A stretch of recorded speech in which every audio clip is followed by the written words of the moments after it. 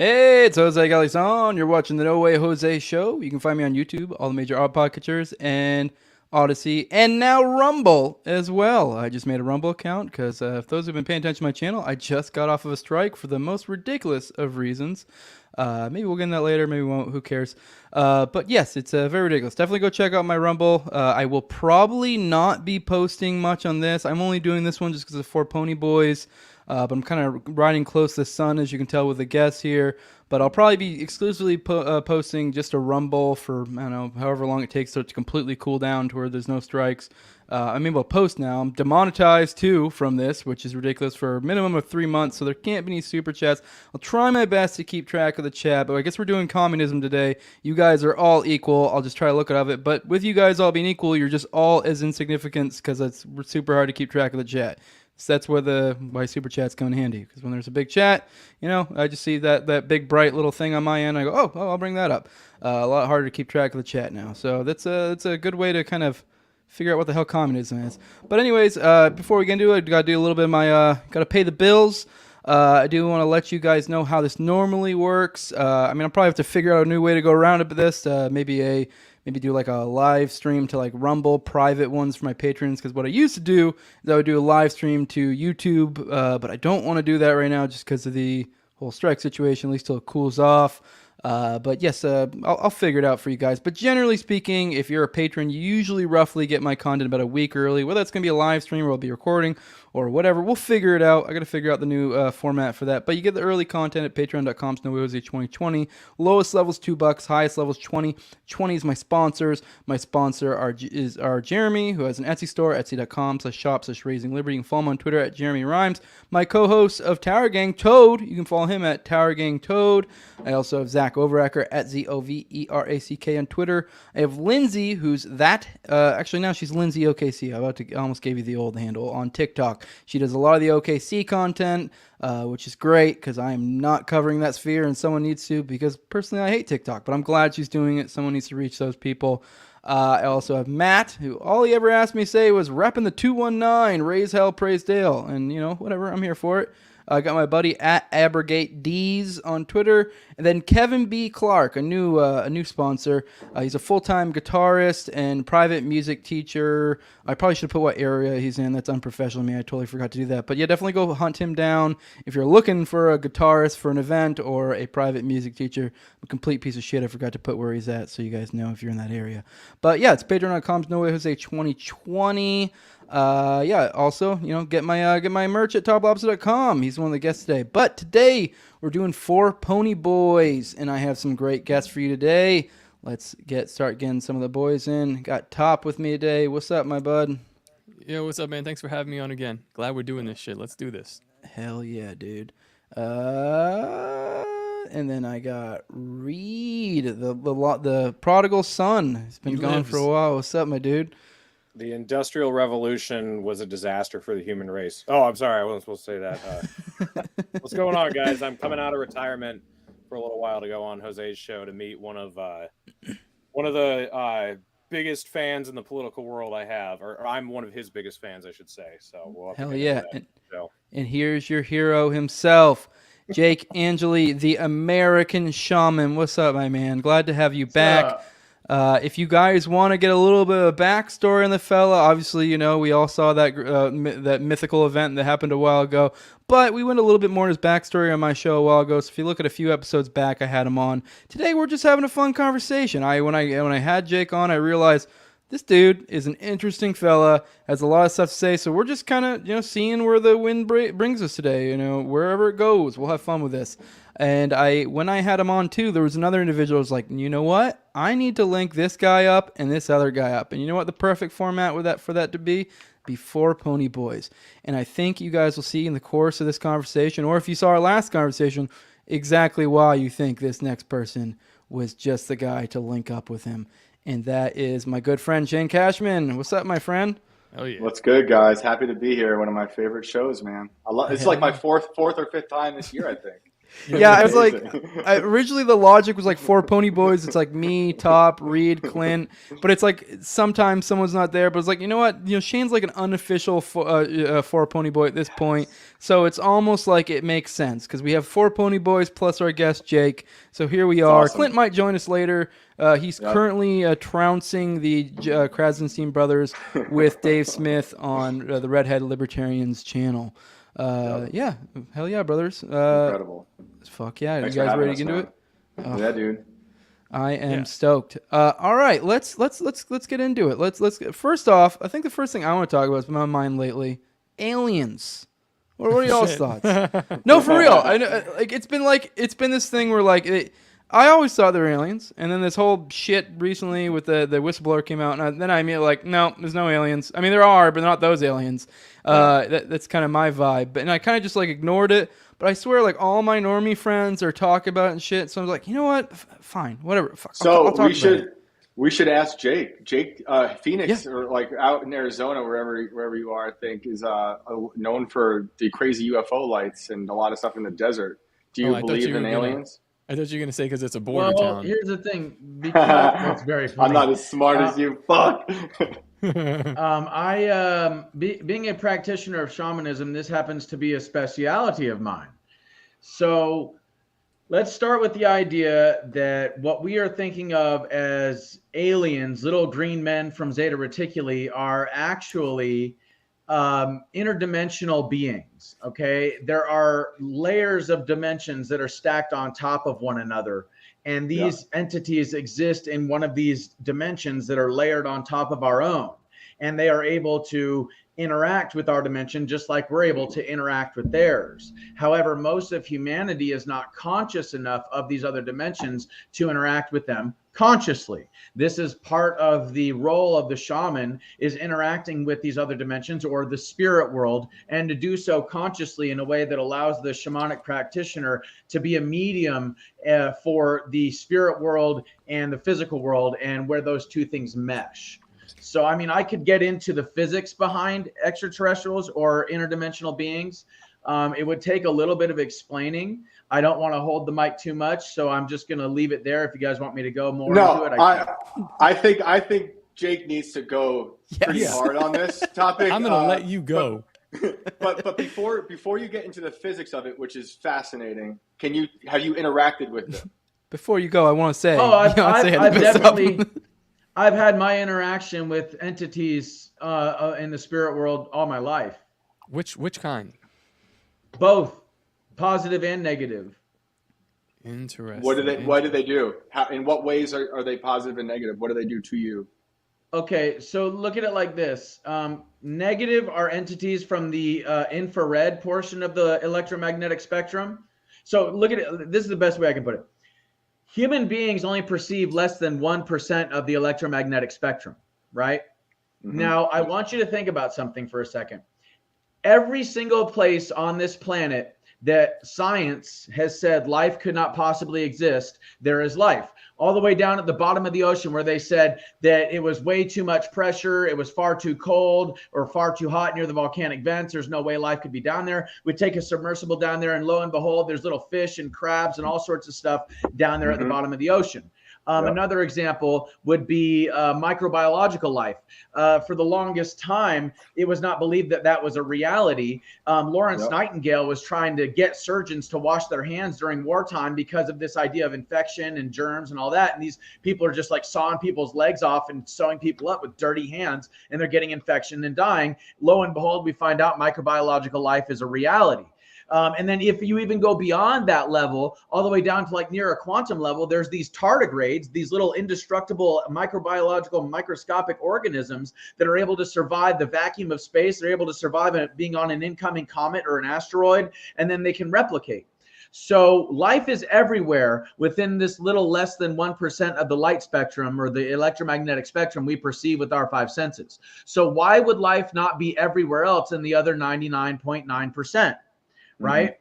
So what we're talking about here is entities, conscious beings that exist in the other portions of the light spectrum that we do not perceive.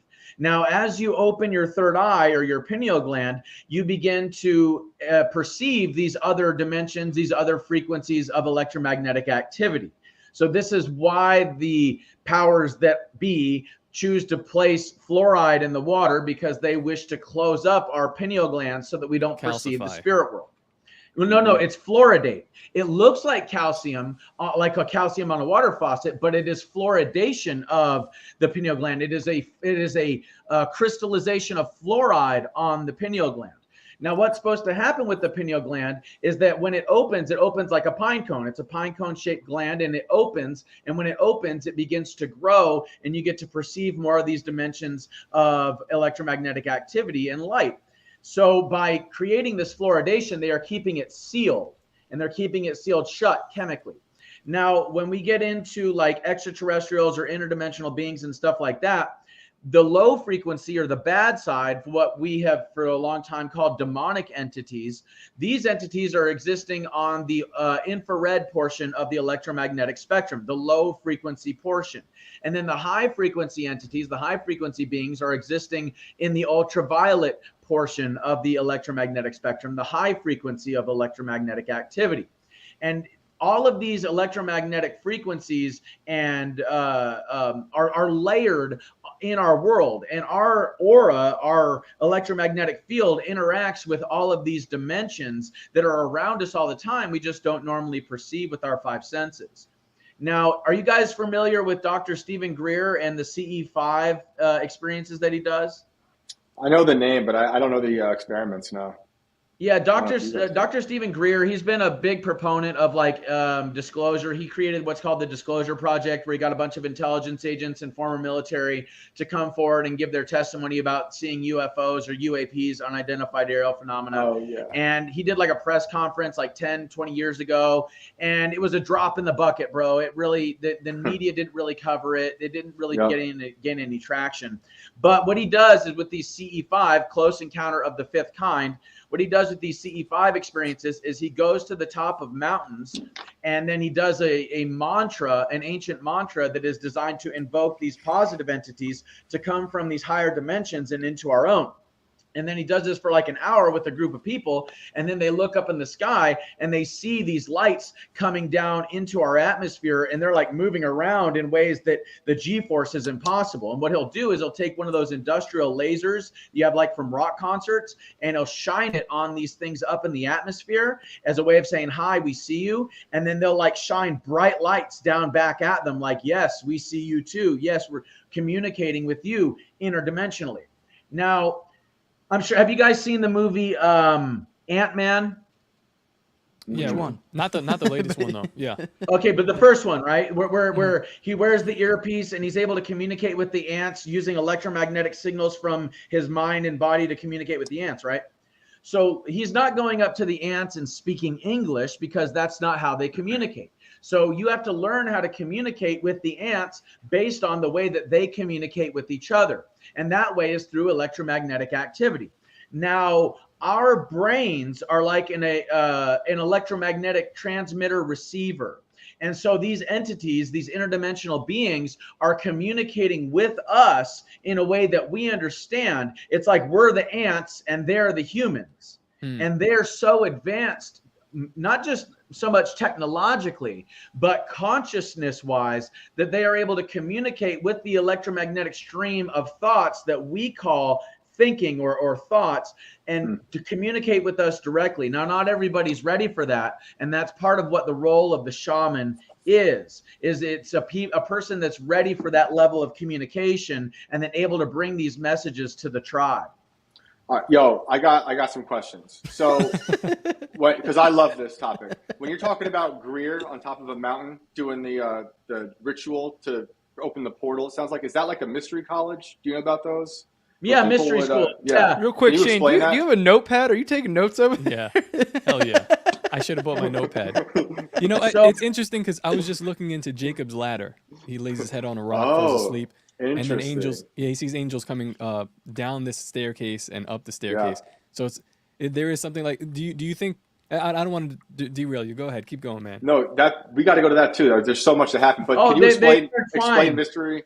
They intertwine. Can you explain what a mystery college is? Because it sounds like what Greer's doing on the mountain's a mystery college.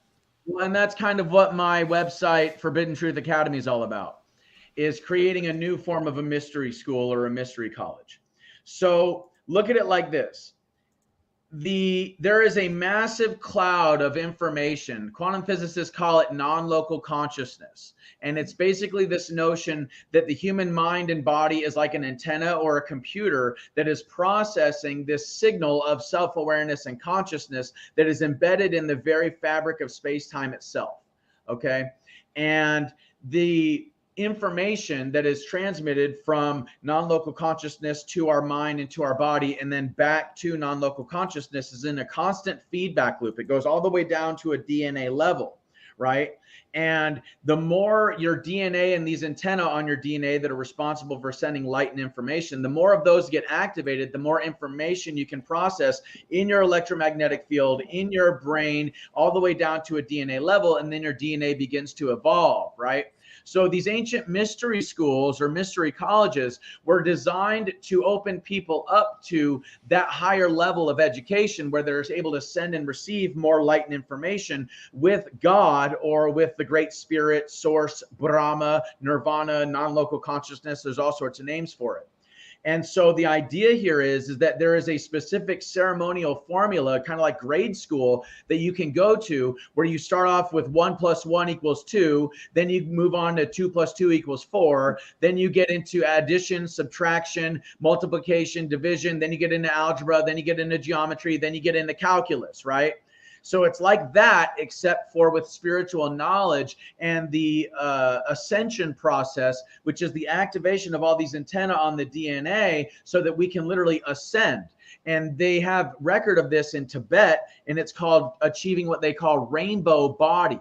And it's basically this idea that, like, when you achieve this really high level of consciousness, and this is where we'll get into Jacob's ladder, there are multiple chakras that go beyond the physical body. They go beyond the head and into we only have the 7, ether. right now? No. We have like 33 or 36. Okay. 33. But interesting. Yeah. So the idea is you only have 7 in your body, but you also have like a bunch smaller ones. They're called acupuncture points or dantians throughout the body that are like these smaller distillations of energy being cycled through the body. Okay. So once you've harmonized all of your 7 chakras, and then you've basically charged your energy body to a level of heightened awareness and frequency, then what ends up happening is you end up activating these chakras that are above the body. And when you activate these chakras that are above the body, this is the Jacob's ladder into what I call it, the Jacob's ladder, into these higher dimensions where you can commune with angels and you can actually interact with the spirit world consciously. So the mystery schools were about teaching that formula. Now, the thing is about the mystery schools, though, is that they split into 2 factions. Okay. Mm-hmm. You have one faction that is based on this, like the raw law of one, everything's interconnected, one spiritual unified field notion, where you basically dissolve the ego and you immerse yourself into the ocean of consciousness and creation, and you lose this egoic attachment to physical reality, and you sort of blend in with the heavenly realms, and in this way you ascend. Right. And in these ancient mystery schools, there was usually like ordeals that you would have to go through, large amounts of fasting, long periods of sexual abstinence. They would also do things like massive and heavy doses of psychoactive plants like mushrooms or ayahuasca and cannabis and stuff like that to attain these higher levels of consciousness and basically go on spiritual journeys. And a lot of the time they do these things at like the pyramids or the obelisks or in these temples that are like these echo chambers, these sound chambers that are built on electromagnetic ley lines so that they can like channel up into the stars. That's why the pyramids in Giza are aligned with the Orion's belt, because they would go into like the king's chamber, which is not a sarcophagus. It is a chamber that is designed to channel the harmonic frequency in the pyramid itself to help people to ascend and to commune with the Orion Nebula and download star knowledge from that high frequency dimension down into the planet, into the consciousness of the person sitting in the king's chamber. So and a lot. I heard from somebody who says that they were in MK Ultra that there are certain frequencies that they could use and sing to open up like let's say portals, just like earthly portals to go from one spot to another. This is a theory that I'm kind of upset because apparently everybody else knows about it. But I was telling Jose months ago my theory about frequency and music, and you're talking about like on the ultraviolet spectrum. If you have something called synesthesia where you're seeing you associate colors to pitch. I feel like there's a huge correlation there, and as far as vibration and frequency goes, it's like dead on. And but you're obviously getting into there's way more to it than just like I'm looking at it as more of like a pleasurable listener or a musician playing this stuff. There's a lot more like occult knowledge that is underneath this stuff. Yes. So you talk about synesthesia, seeing sounds, right? Mm-hmm. So at that point, what has happened is that the two portions of the brain that perceive light and like through the eyes and light through sound or frequency through sound, they mesh together. And now you're able to perceive these dimensions as they layer on top of one another, not as separate, right?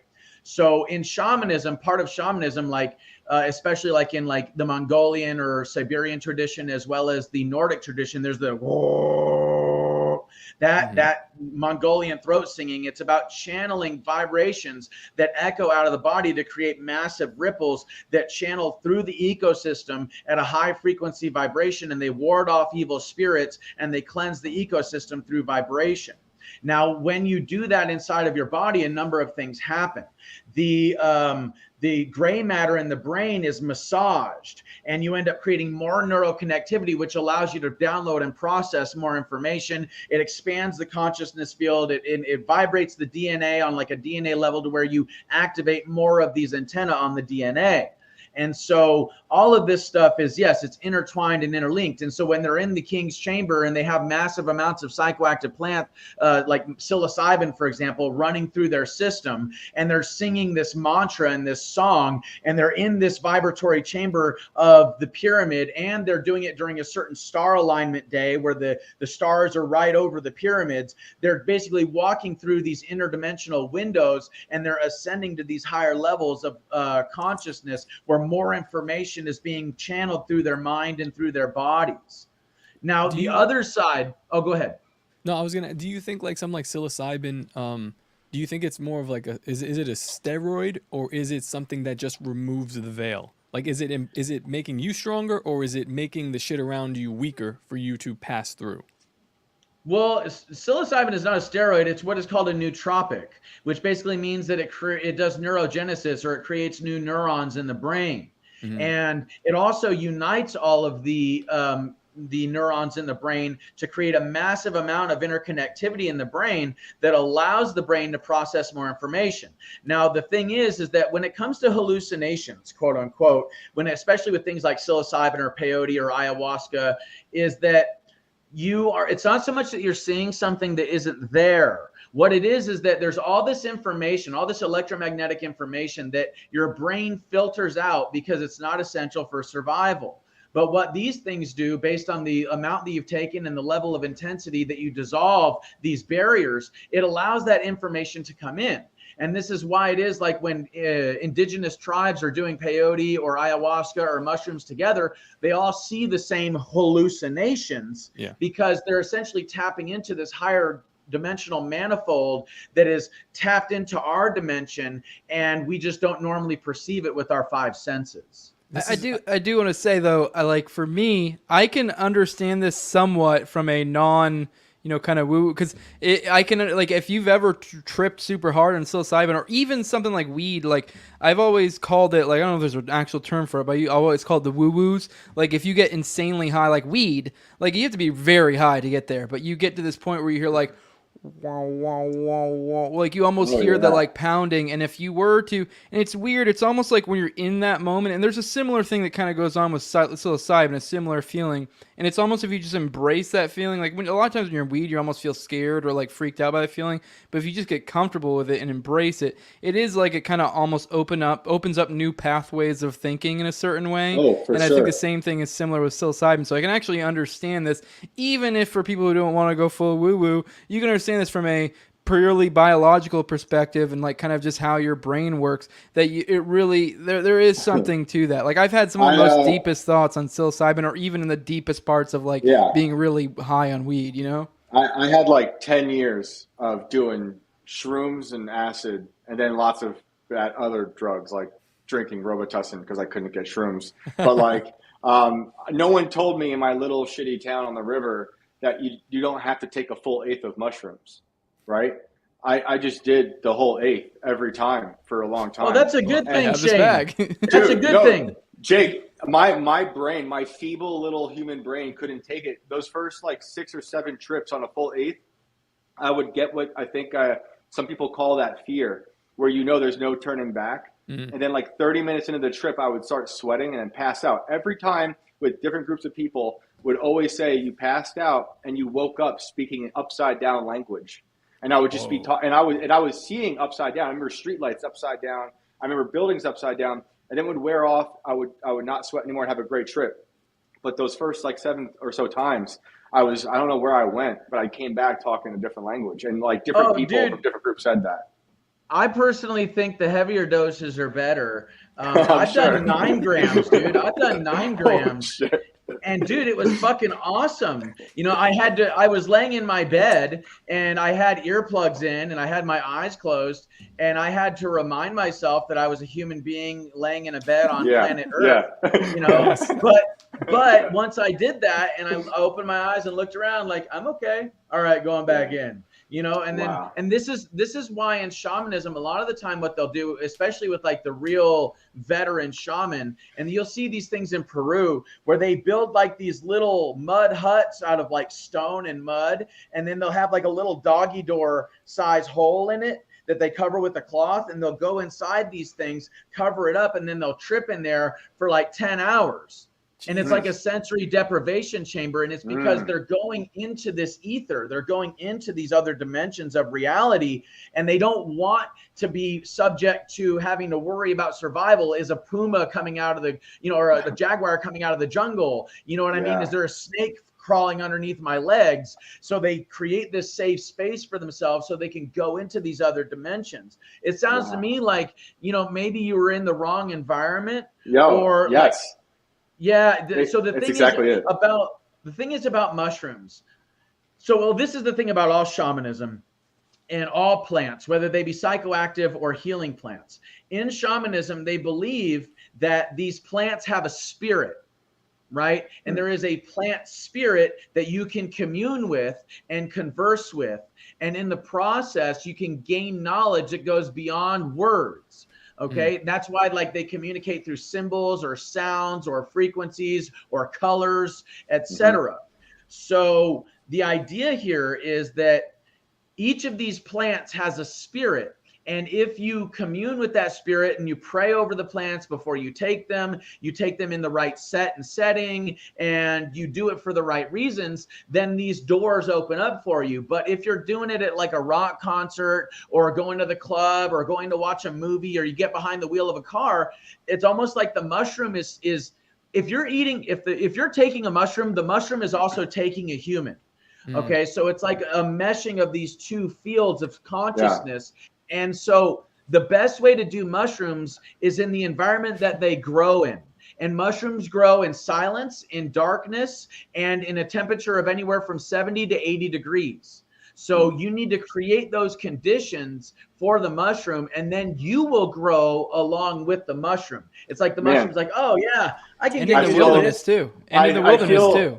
I feel like I'm in the wild. I feel like I'm in therapy right now. Because like you totally unlock something, because I think my problem was those first few times on the 8th was I was like crushed by modernity. I remember the first time I passed out, I was looking at an excavated piece of land that they were about to build something on. And I remember my brain being like, don't build there. Just leave the fucking nature. Like, why? And my brain like went over some cliff, and I didn't. And I came back a long time later. Shane, how old were you? How old were you? I started taking shrooms when I was like 16. Were you in a spot in your life where you felt secure, like felt mature, felt like, I'm assuming not, because as you were thinking about it, not there. And some of the stuff you said, I feel like it's something. It's like a lot of this stuff is a reflection of your being, and so I think it was kind of like I was talking about the woo woos, and like if you are in this spot where like you're scared and you're like you're in the woo woo woo woo, and you're just like kind of like I don't like this and freaked out, that paranoid feeling. I think like. In a certain way, that's almost like a lesson, like you're kind of working through stuff. But in another sense, it's also like you need to learn to just embrace and be comfortable and be secure in yourself. And I think there's something to that. I think that's like, a lot of that speaks to, like now I could probably, as an older person, I mean, I still will have my moments probably, but I could probably get blasted and not be like freaked out. You know what I mean? Like, because I'm just like, I know who I am. I know what I'm about. I'm around my family. I'm loved. I'm whatever. But like... I'm in a spot in my life where it's different. But when I was like 15, 16, 17, 18, I was very like, I was in the spot of transitioning from a boy to a man. I didn't know what I was. Like, like there's a lot going on. Like, what am I going to do with my life? And it's, I mean, it's not even to say that necessarily like, it's a bad thing, because I think it's a lesson too. But I don't know if I could do it now, honestly, because I think I was just born so paranoid that the drugs turned me into like the most mutant paranoid person ever. So like even now if I take it, I think I would just worry about like my kids and like my security and like all this shit and start flipping out. But I've taken shrooms on a lesser dose. I remember I took a long walk, like Jake is saying, into nature, and it was as spring was or winter was thawing, and I could hear the water rushing underneath me. It felt like it was like in my veins. And then I walked like 3 miles, and then I wound up in a like a generic Kennedy Fried Chicken place, and this 1,000-year-old Indian man. I thought he was God. And I just told him, I was like, I've met God now. And I ordered some popcorn shrimp, and it was dope. My first experience, my buddy got, like, his brother was a whitewater rafter, like, instructor, so we went there, and then we met up some of the instructors, and obviously all they did was burn trees and do shrooms, because, I mean, what do you expect from whitewater rafter instructors? Right. But, yeah, they sold it to me, sold me some, and the first half of the trip, like, we were still kind of in the country. I was in some dude's house, but it was, like, kind of in the, in the sticks, and I remember, like, we were kind of at their place. I was watching them play video games, like old school video games, like N64, things that evoke feelings of nostalgia. Like, and then also like he had comic books, and I remember flicking through them and seeing like the beautiful pictures and being so vivid. And then probably about halfway through my trip, they decided most of the guys there weren't tripping, and they decided, oh, we're gonna go to a party, and they were like, hey, you probably don't want to just leave you here. Do you want to come with us? And I was like, me tripping hard, just kind of like, okay. And, and then it changed, and it kind of went to a little bit of a dark place, because I was in this partying degeneracy, which, I mean, whatever, there's a place and time for that. That's fun. But, like, when you're in this, like, setting of, like, kind of exploring your mind, and then you're going to this, like, essentially, spot of degeneracy, it's kind of like, you don't like it. Like, it's like I had a lot going on. And the second time, like, it was just me and my best friend. So the first time was like a mixed bag. And the second time was me and my best friend at his house with his mother, who was almost like, she was in the house, like, so around. So like, and she was almost like a second mother. So it was like I was in a, great setting, and he lived in the sticks, and we did it. And we just kind of went and walked around in the woods around his house. And it was like probably one of the most beautiful experiences ever. I don't know if I ever really fucked with shrooms much after that. I feel like there's one or two experiences that I'm not remembering. But yeah, that's Jake, basically the extent of my shrooms. And it's like, it's definitely the set and setting. There's a lot to it. I got a question for you, because it's like, so you're doing, I haven't done shrooms, but you're doing them for a purpose, probably to communicate or at least to ascend or see more, right? Would that be safe to say? Yeah, I do them for I've done them for shamanic purposes. I don't have any now. That would be a violation of my probation. You know what I mean? But in the past, yes, I have done it. But they don't test for psilocybin. Yeah, I'm not taking any fucking chances. I don't want to go back to prison, dude. No 7-panel drug screen test for psilocybin. Yeah. Just saying. So when you did this stuff, the reason you were doing it is specifically to communicate, or what is the shamanic purpose? What do you mean by that? Well, there's a couple. So like in the Amazon, like with ayahuasca, for example, the ayahuasquero, which is what they call the ayahuasca shaman, ayahuasquero. The ayahuasquero will take a lower dose of the ayahuasca and give people a lower dose of ayahuasca so they can help them to heal. right? But then when it comes to the shaman themselves, the ayahuasca themselves doing it on their own, they take heavy doses, and then they do it to explore the ether, to gain knowledge, to commune with, God or angels, etc. That's what I want. That's where I want to interject here. Okay. So one of the concerns that I would have is, like, at least for you, are you concerned about which angels you're communicating with, or which being? Because it could be anything from fallen angels, which we're calling demons now. I mean, if you read in the book of Enoch, these are fallen angels, and that's a book that's kind of inspired by them. So, like, when I read it, it's like, I don't know how much is true, and there's a lot of angel glorification. You know what I mean? Or regular angels, like, high vibrational angels, or like old gods, or what, how do you know what you're talking to? Are you sure, or is this something that you don't really worry about? Well, it says in the Bible, test the spirits. You don't just let whatever in. But part of what you got to understand is that, yeah, it's the best way I can describe it is it's similar to walking in the wilderness, right? Except it's of the mind or the dimensions, right? You could walk in the wilderness for miles and miles and miles and never see another animal, and it's just you and the trees, and it's beautiful, and you hear the birds, and that's all fine, well, and good. But then again, you could also walk 2 miles into the forest and you run into a bear and it mauls your ass. You know what I'm saying? So what you got to understand is that, like, what we're talking about is the other dimensions, and the other dimensions are kind of like the natural world. They are filled with benevolent and malevolent and just neutral entities. Now, when you go hunting for deer, for example, well, a lot of the time what you'll do is you'll take like deer urine and you'll put it in the area, and then the buck smells that urine and comes and he wants to fight, and then you shoot the deer, and then you don't have to travel so far, right? So look at it like this. And this actually comes back into the other side of the mystery school thing that I wanted to get into.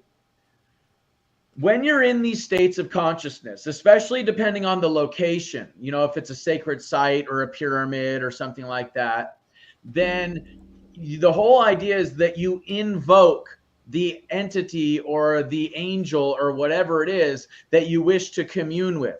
And then when you're done communion, you evoke them, or you send them back where they came, and you basically say thank you for your presence, right?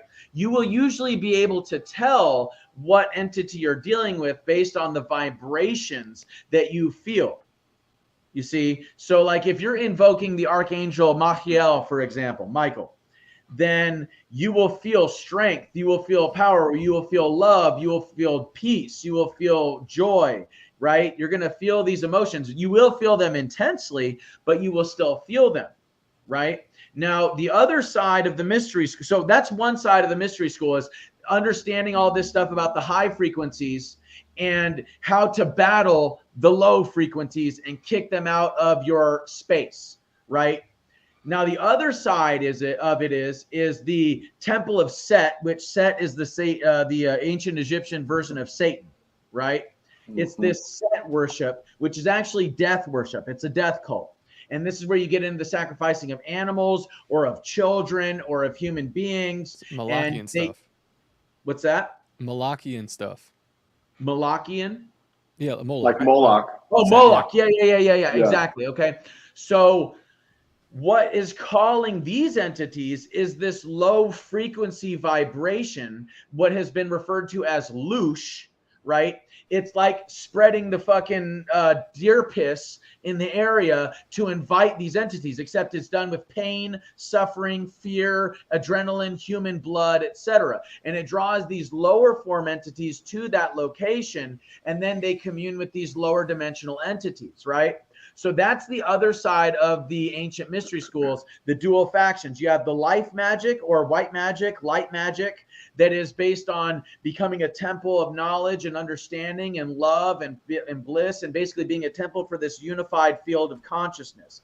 So that would be kind of like with my my whole shrooms experience I was talking about. That'd be kind of like the second half with the degeneracy, if I actually just embraced it, as opposed to being in this space of I don't like this, I'm going to fight this feeling, kind of battle my demons internally, you're kind of expressing that this is in a certain sense, you're embracing that side, that low frequency energy. Well, Jake, yeah.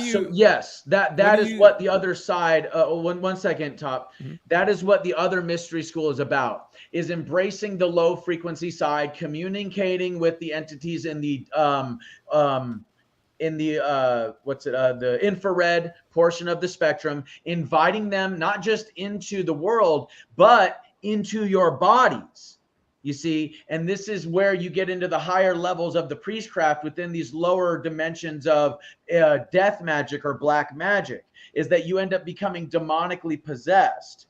And you allow these entities to take over your body, and then you become a vehicle for them to absorb the loosh, to create the loosh and absorb it. And this is why a lot of these black magicians and these Satanists and Luciferians are pedophiles and drinking children's blood and doing the whole adrenochrome thing, because the adrenochrome is the psychoactive substance they choose to use instead of the psychoactive plants to journey into these other dimensions. But they're doing it from like a vampiric sense, where they're treating human beings like they're batteries.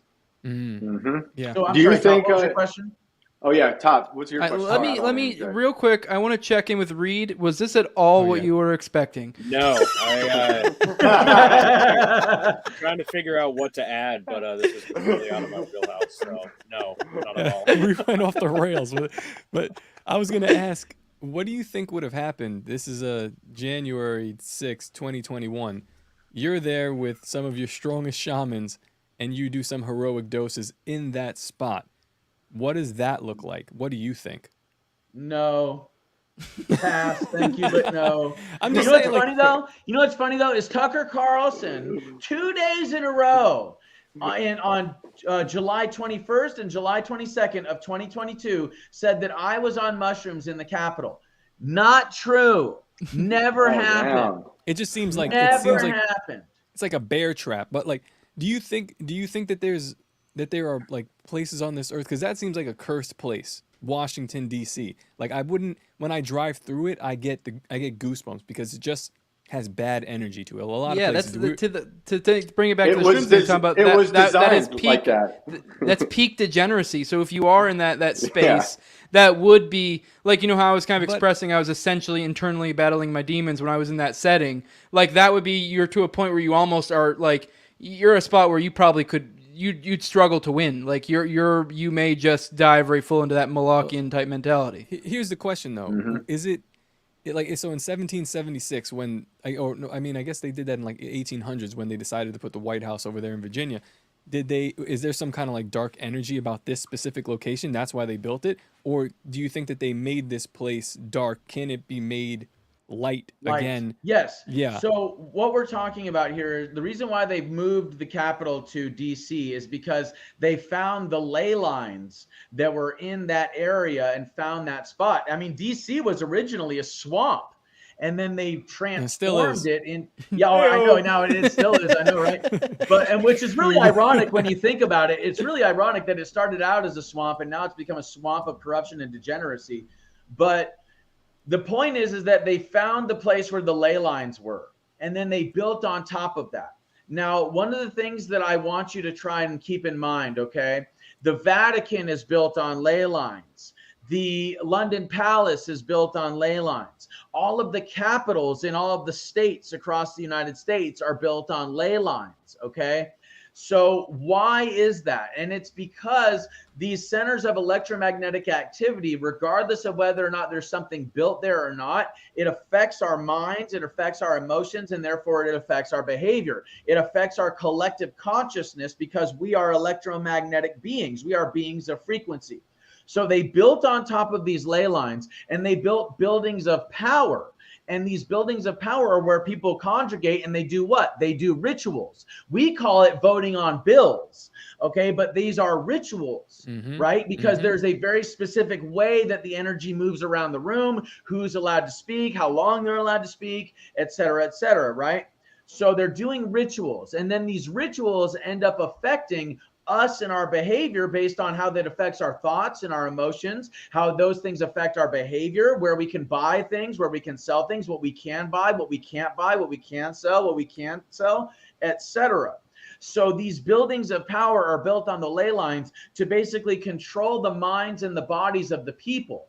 Now, if we look at Washington, D.C., and the way that these buildings are built out, it actually is a upside down star built inside of a box or a cube that actually is a part of a much larger pyramid structure. And then the eye, where the eye of the pyramid, the top of the triangle, that's where the Masonic Lodge is in DC.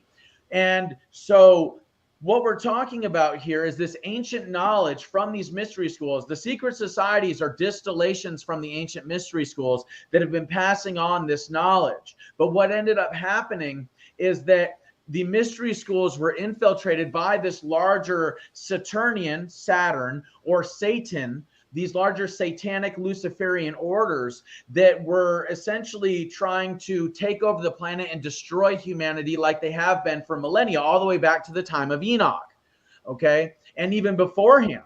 So what we're talking about here is, if you look at Washington, D.C. and all of these buildings as if they are built on these electromagnetic portals, and the building itself, if you envision like an upside down pentagram or a satanic star built on all these locations, sucking the earth's energy and life force and souls into it and affecting everybody's life, enslaving everybody to this low frequency system, that's what we're talking about. And it's going on in the London Palace, it's going on in the Vatican, it's going on in Washington, D.C., it's going on in capitals, not just all over the United States, but all over the world. Yeah. Jake, do you think that a consequence of every society is to eventually fall into this like satanic place that we're in now, or like other cultures have been before, where human sacrifice is always happening? Like, do you have any idea like why that might always be happening? It seems to be the way, at least. Yeah. I want to hear Top's theory, and then I'll give you mine. My theory comes from, I forget the guy's name, but it's like someone playing music, like weird clown music.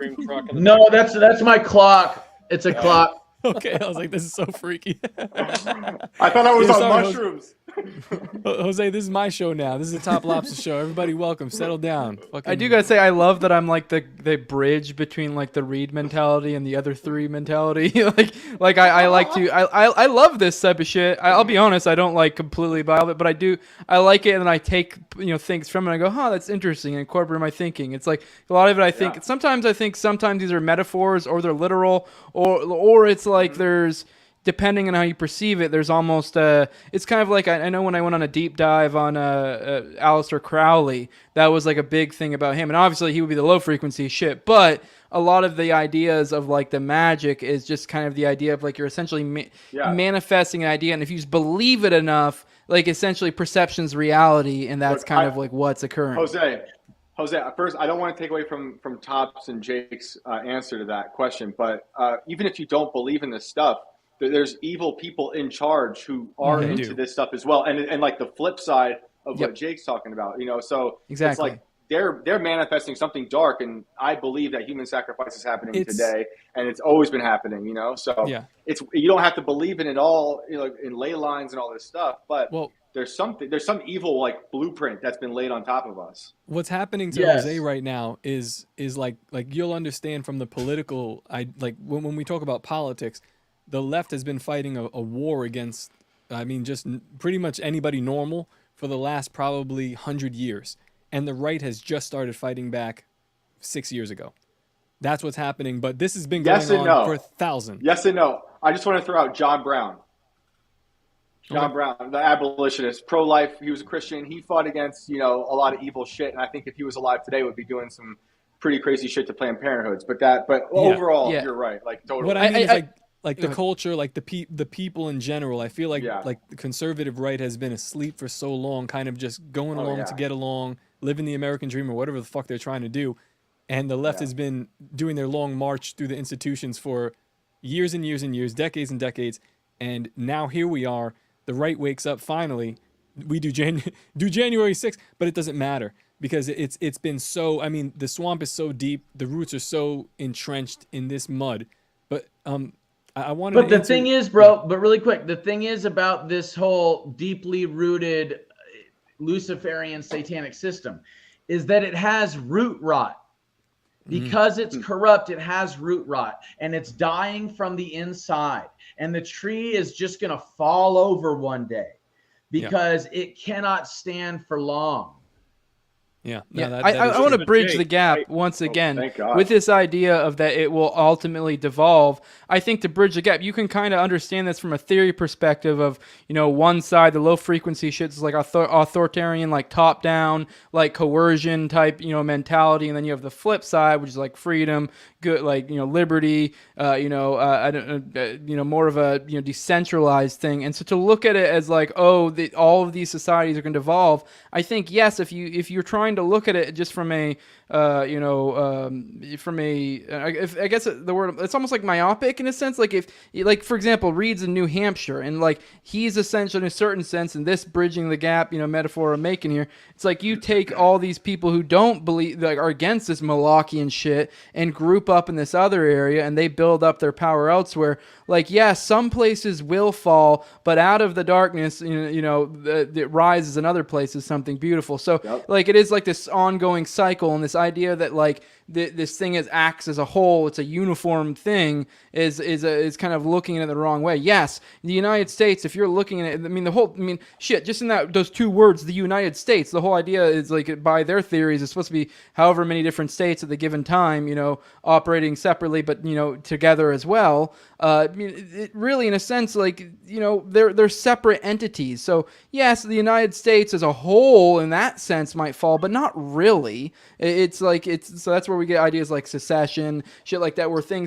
you can kind of break off in your own little areas and start learning to do your own things. Because when there's evil in one area, it just allows for beauty and goodness to thrive in others.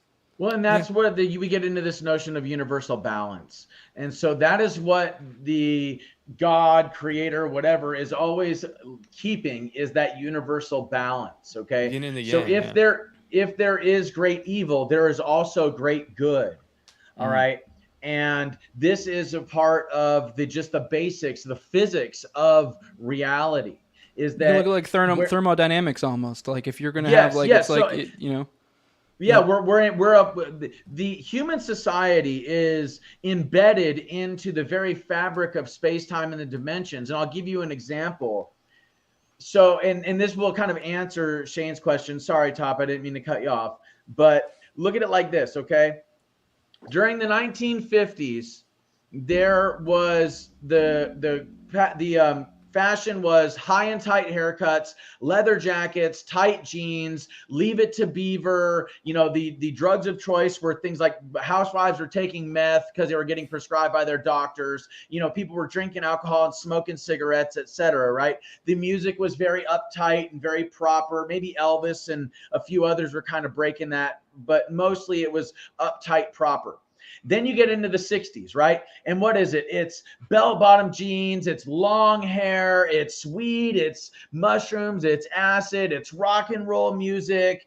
It's a whole other level of cultural dynamics. And then you get into the 70s and you get what? You get disco, and you get cocaine, you get MDMA, you get roller skating, you get high and tight haircuts, tight fitting clothes, etc. Now, what does this have to do with nature? Well, there are anywhere from 8 to 12-year solar cycles for solar minimums and solar maximums, where the sun's electromagnetic field is really tight around the sun. And then there's times where the sun's electromagnetic field is really loose around the sun. And so these cycles of solar activity and electromagnetic activity affect our fashion. They affect our drug choice. They affect our choice in music. They affect everything because we are interconnected to this whole interdimensional, internested electromagnetic field honeycomb of creation. And so as things ebb and flow, what we're going to see is the pendulum swing one way and then the other, and then one way and then the other. So yes, it may get to a point where, the bad side takes over, and then it comes back over and it's the good side. And then there's this ebb and flow. It's like the breath of God. Inhale, exhale, inhale, exhale. Personally, I see the future, my prediction, like how I see this going, is I think we will see going forward, we will see particularly likely in the cities, and especially cities in like blue states and stuff, I do think we're going to see like, technocratic, like evil fucking like essentially degeneracy incarnate, like, intense evil energy essentially being concentrated to a great degree. But with that, I think that allows for other areas, particularly more like rural areas, country areas, maybe somewhat red states. Although I say red and blue, though, like in flux, because that's, the whole left-right divide's a little bit broken depending on how you look at it. But either way, you kind of get the general idea of getting at it. And I think that's, and it's going to be this idea, like it's like in the Klaus Schwab thing, is like you'll have nothing and you'll be happy, or whatever. And I think that's going to be true. But in that same article, on the flip side, they talk about how there'll be these like almost these brutes, these savages, or however they described them, that in other areas are living in like essentially in the maybe not squalor way to put it, but they're almost like a inferior to us, because look at our high technology and all these amenities and all these programs that we have provided by the government or whatever, when in reality it's like we're more free. Like maybe you might have a harder lifestyle in certain senses, maybe you may have to work more, maybe you may have to not have as many cushy amenities or whatever, but in a certain sense it's almost more of a wholesome lifestyle. And I think that's what we're going to see going forward. I want to give Reed a second, because there were some things he wanted to touch on. We'll bring it back down to base reality for a little bit. Yeah, put a pin in the human sacrifice. I'll tell you about that, Shane. Go ahead, Reed. Tell us about New Hampshire. Tell us about the hooker you just buried. What the fuck's going on? Those days are behind me. I'm not trying to cry anymore. Sorry, I haven't commented much. I feel like I should only comment if I have something to say, and I didn't have much to say about all that, so that's why I didn't say anything. But Jake, I just wanted to let you know why you're a hero to me. I don't even know much about you. I learned more about Clearly. you on the podcast than I knew before. But your outfit and your face paint is like the most iconic image anybody thinks of when they think of January 6th. And what Top was talking about a few minutes ago is what's so funny to me. The idea that he said the right finally struck back or whatever. I didn't even look at it as the right necessarily striking back. It was just this great moment where we saw how transparently evil everything is. Because what's so funny about you is you're in a buffalo costume with face paint and you're obviously completely harmless. And Congress is like the most evil entity on the planet. They had been locking everybody down and stealing all their money, sending it overseas, just doing all this horrible stuff, and they continue to do it. They kill the most people on the planet worldwide every year. And then when you and some other guys like basically get let into the halls of Congress and you take pictures in people's chairs and in the Senate wing, it's the worst act of terrorism we've seen since 9/11. And it's just so funny to me seeing that response. And that to me is what's so great about January 6th, is just showing the hypocrisy of the great evil that exists in our government. When something as harmless as what you guys did happens, that is just looked at with so much hatred and so much so much judgment. And that's what I love about it. So I just wanted to say that. I do want to say, to some extent, that is kind of making the point I was sort of getting at, is like there are ways to describe essentially what you're saying, depending. I mean, you may not use these words, you may express it in a different way, but Jake essentially pulled the magic spell on you. Like, that is the end of the rest of the world. By doing what he did, dressing in the way that he did, he left this strong of an impression on you. And in some senses, I think that's kind of what a lot of people may be describing, depending on different types of magic. I've kind of delved a little bit in what people are talking about when they talk about this type of things. And there's something to that. Yes, exactly. To that extent, to where he loved this idea. And Reed's even like kind of like me in the sense where, like, I don't know, we're not like, I do love listening to this kind of stuff, but like when it comes to ley lines, stuff like that, I'm not like, I don't know, it's fun to listen to, but I don't necessarily buy all of it. But sometimes I try to understand it, and I find it, you can kind of bridge the gap between these two types of understandings. A lot of times it almost blurs the lines, and you just realize a lot of times we're just using different words to describe the same thing. Yes, well, I think, and to that, Reed, I just want to say thank you. And this is the apocalypse, gentlemen. Apocalypse just means reveal, lift the veil, expose what is hidden or during a time of mass deception. So we are in the apocalypse, and it's not that the world is getting worse or that our country is getting worse. It's been this bad. What's happening is that it's becoming more and more obvious. This truth of corruption, this truth of criminals being in charge, this truth of a new world order, one world government attempting to be established, basically global dominance, is becoming so obvious at this point that it's undeniable. And the only people that are refusing to see it are the indoctrinated fools that will believe authority anyway. These are the same people that are going to worship the golden calf.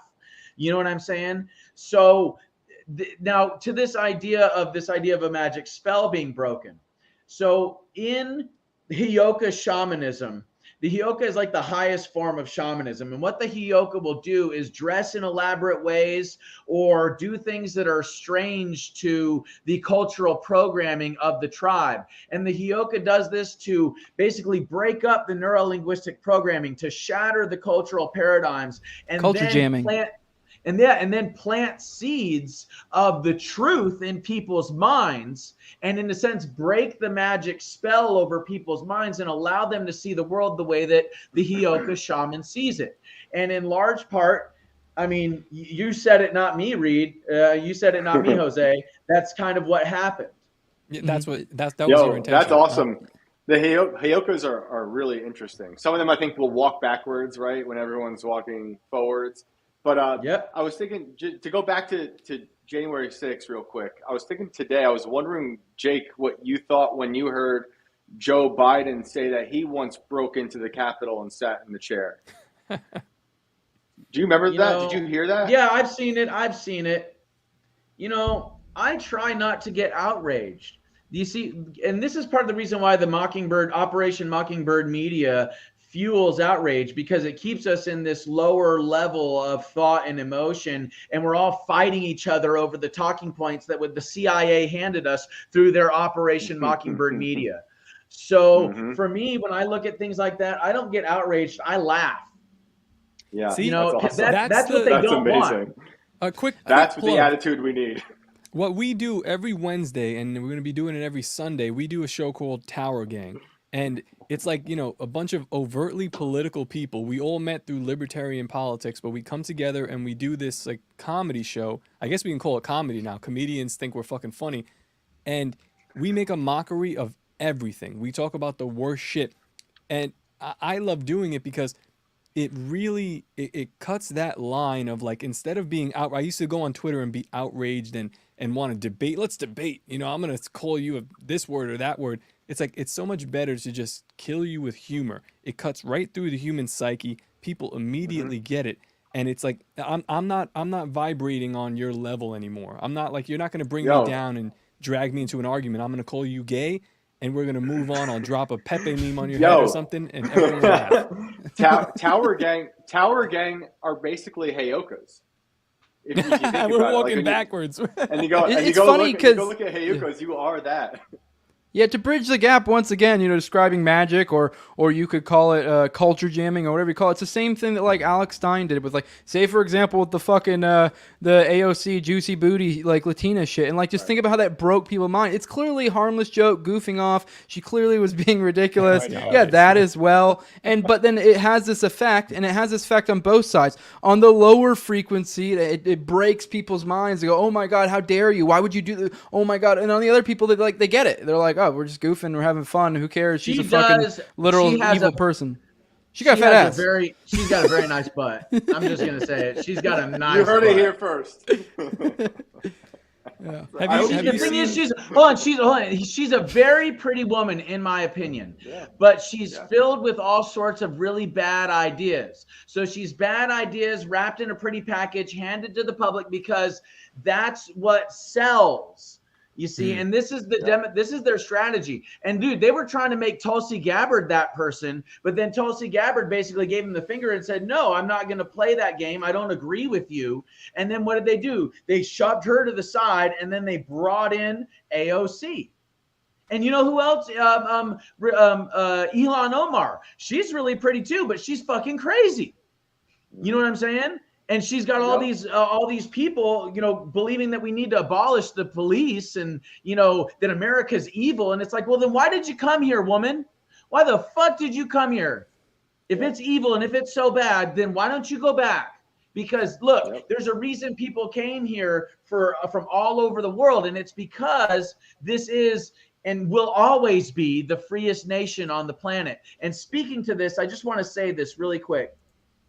Our rights come from God, okay? They do not come from the state. And because they are unalienable, God-given rights, they cannot be taken from us. They can only be surrendered by us. And that's why they have this massive propaganda campaign, these psychological warfare techniques where they're just filling people's minds and filling people's hearts with fear so that they will willingly surrender their God-given rights. And so the government doesn't have to take them. So if you don't use it, you lose it. Get out there and practice your free speech. Get out there and practice your right to peacefully assemble. Get out there and bring and tote your fucking gun around. Practice your Second Amendment right. And guess what? I guarantee you a lot of these mass shootings will go the fuck down.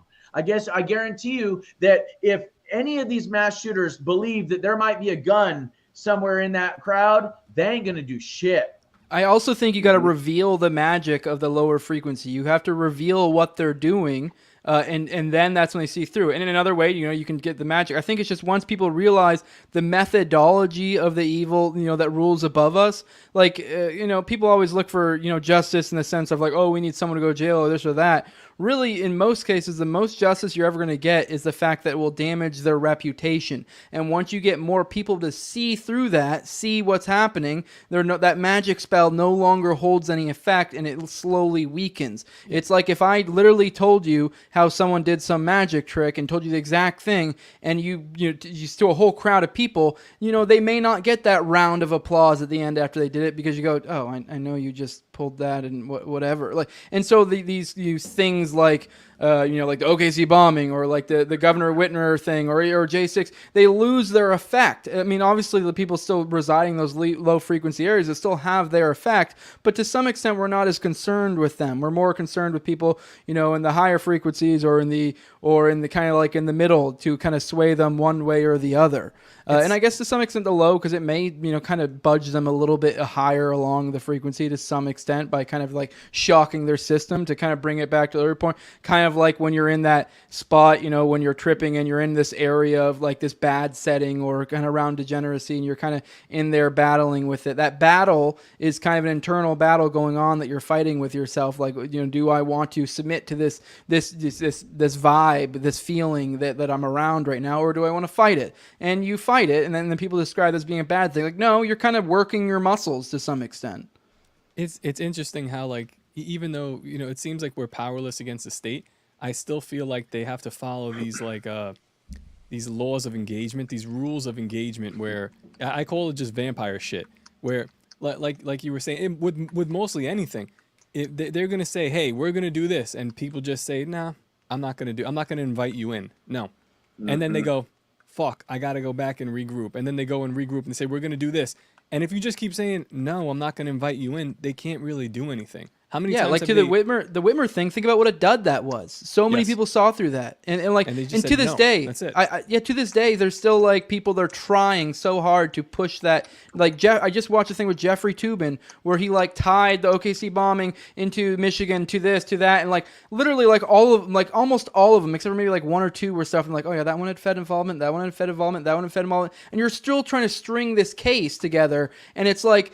Yeah, like once you start getting to the point where like I don't buy that, I don't buy that, I don't buy that, then it's like they aren't able to just like throw all these things at you and be like, and you're like, oh my god, yeah, you're right. Like no, that's bullshit, that's bullshit, that's bullshit, that's bullshit. That case ain't gonna work here. And I think there's something to that. Like they're still clinging on to these things, these weak things to try to work their magic essentially, and it's losing its effect. Yeah, it's black magic. So black magic is based on the idea of fear and creating illusions. So you create an illusion in somebody's mind, and then you use that illusion to encase them in the reality that you created for them. Then they become your puppet. You see, because of that fear, and then you are in charge of that black magic spell. You're in charge of that illusion, so you control them, right? Yeah. Now, this speaks to this idea of something called full spectrum dominance, okay? So full spectrum dominance is a military term, and it means control of, number one, the mind. psychological warfare, having control over the mind of the population.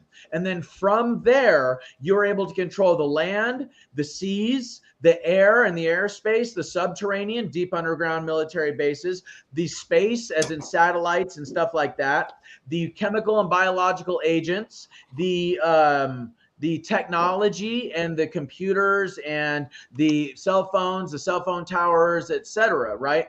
So all of these things create something called full spectrum dominance. And these, what I call less than 1%ers, people call them globalists. I call them less than 1%ers because that keeps me in my mind of what they actually are. They're less than 1% of the population. These less than 1%ers knew they could not play God or be God.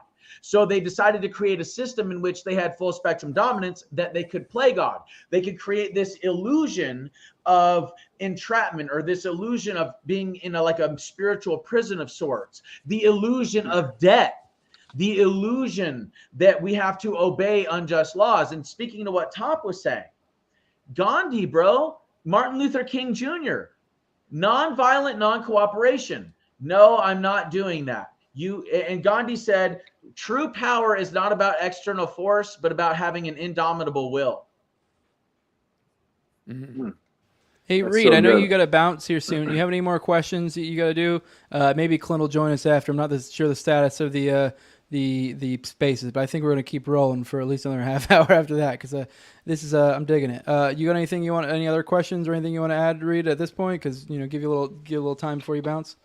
Yeah, sure, Jake. So what is the biggest misconception people have about January 6th that you would like to correct? What is the biggest thing people get wrong about what was happening there, or what the vibe that you felt there?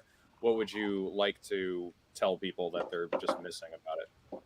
Well, I'll answer that question in twofold. Number one, I can't really get into my observations on that day. I can't talk about the footage on Tucker Carlson. I have a motion in the courts that's there to vacate my conviction and my sentence. So I can't get too much into the events of that day. But the 2 points that I would like to make is this. One, on a personal level, and second, on a collective level. So the collective level thing, let's think about this. There were over 1 million people in Washington, D.C. on that day. Over 1 million. Okay? The government has thus far arrested around 1,000, 1,200 people for either trespassing or more severe infractions, right? That means that, and then the media is saying that it was a violent, deadly insurrection, right? That means that literally less than 1% of the people that were in Washington, D.C. to protest the election are being painted with the exact same brush because of the actions of less than 1% of the crowd. Okay, so the notion that it's a violent day or one of the worst days in history and everybody that was in D.C. on January 6th is a traitor or is a wacko or a nut job is absolutely unfounded. It Reminds is me of entirely COVID. fictional. Reminds me of COVID. Yeah. COVID's it's all a black magic spell, bro. It's an illusion created so they can create fear so that they can use that fear to make people their puppets.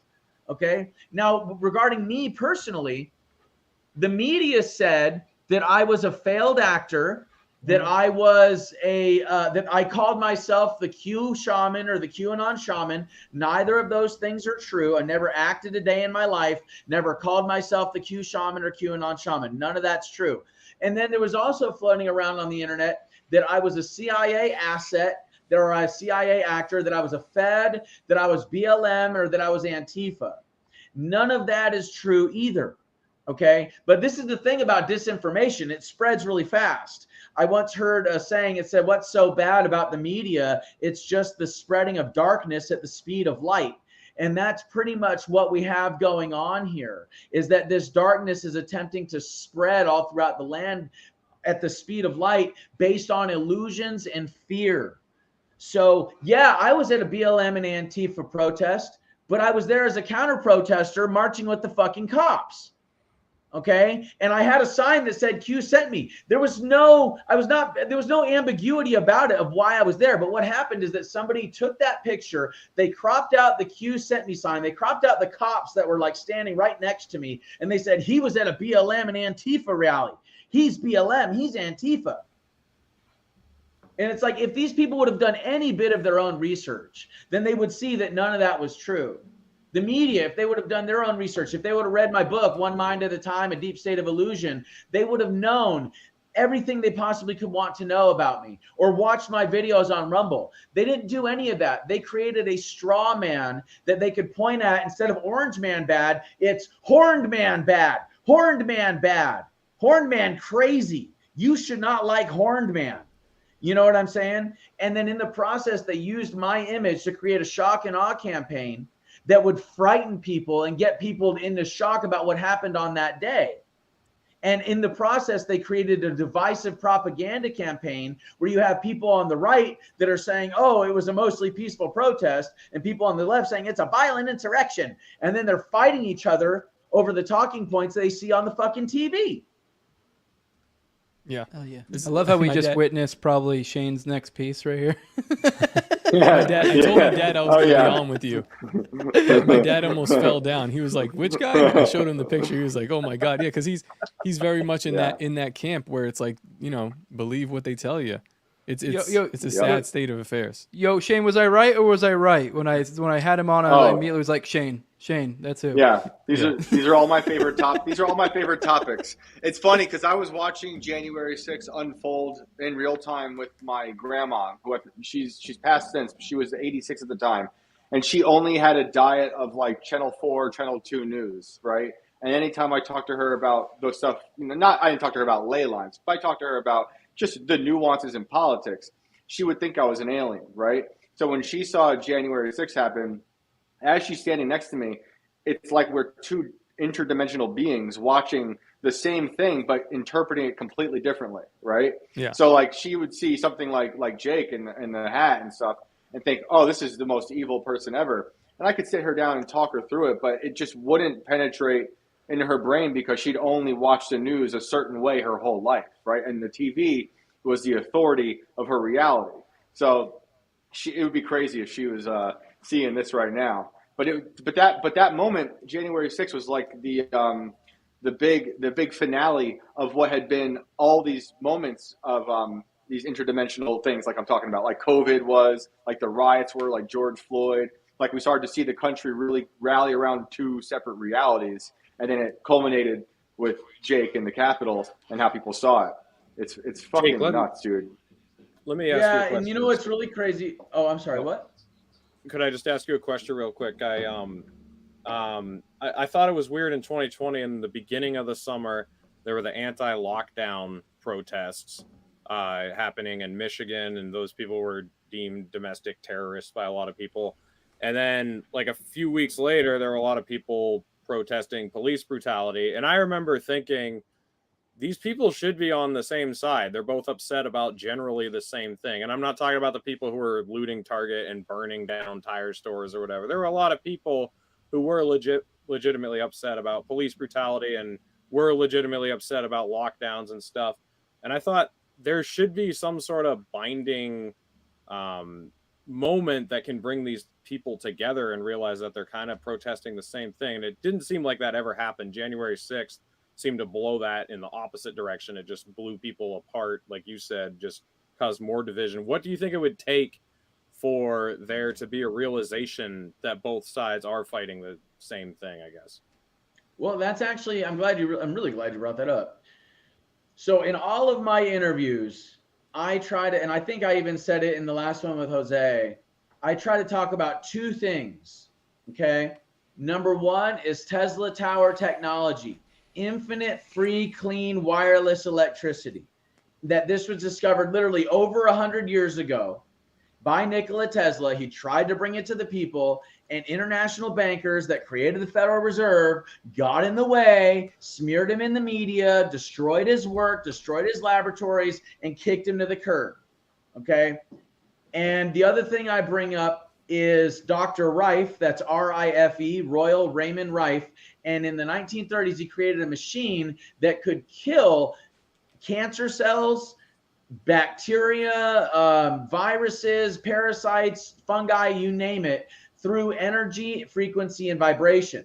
So similar to how you can destroy a wine glass with sound and frequency, you can destroy a cancer cell or a virus with sound and frequency. Now, what do these two things have in common?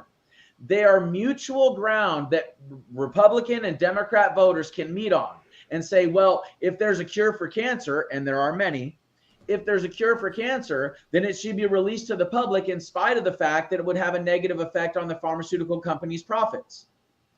Everybody can agree on that.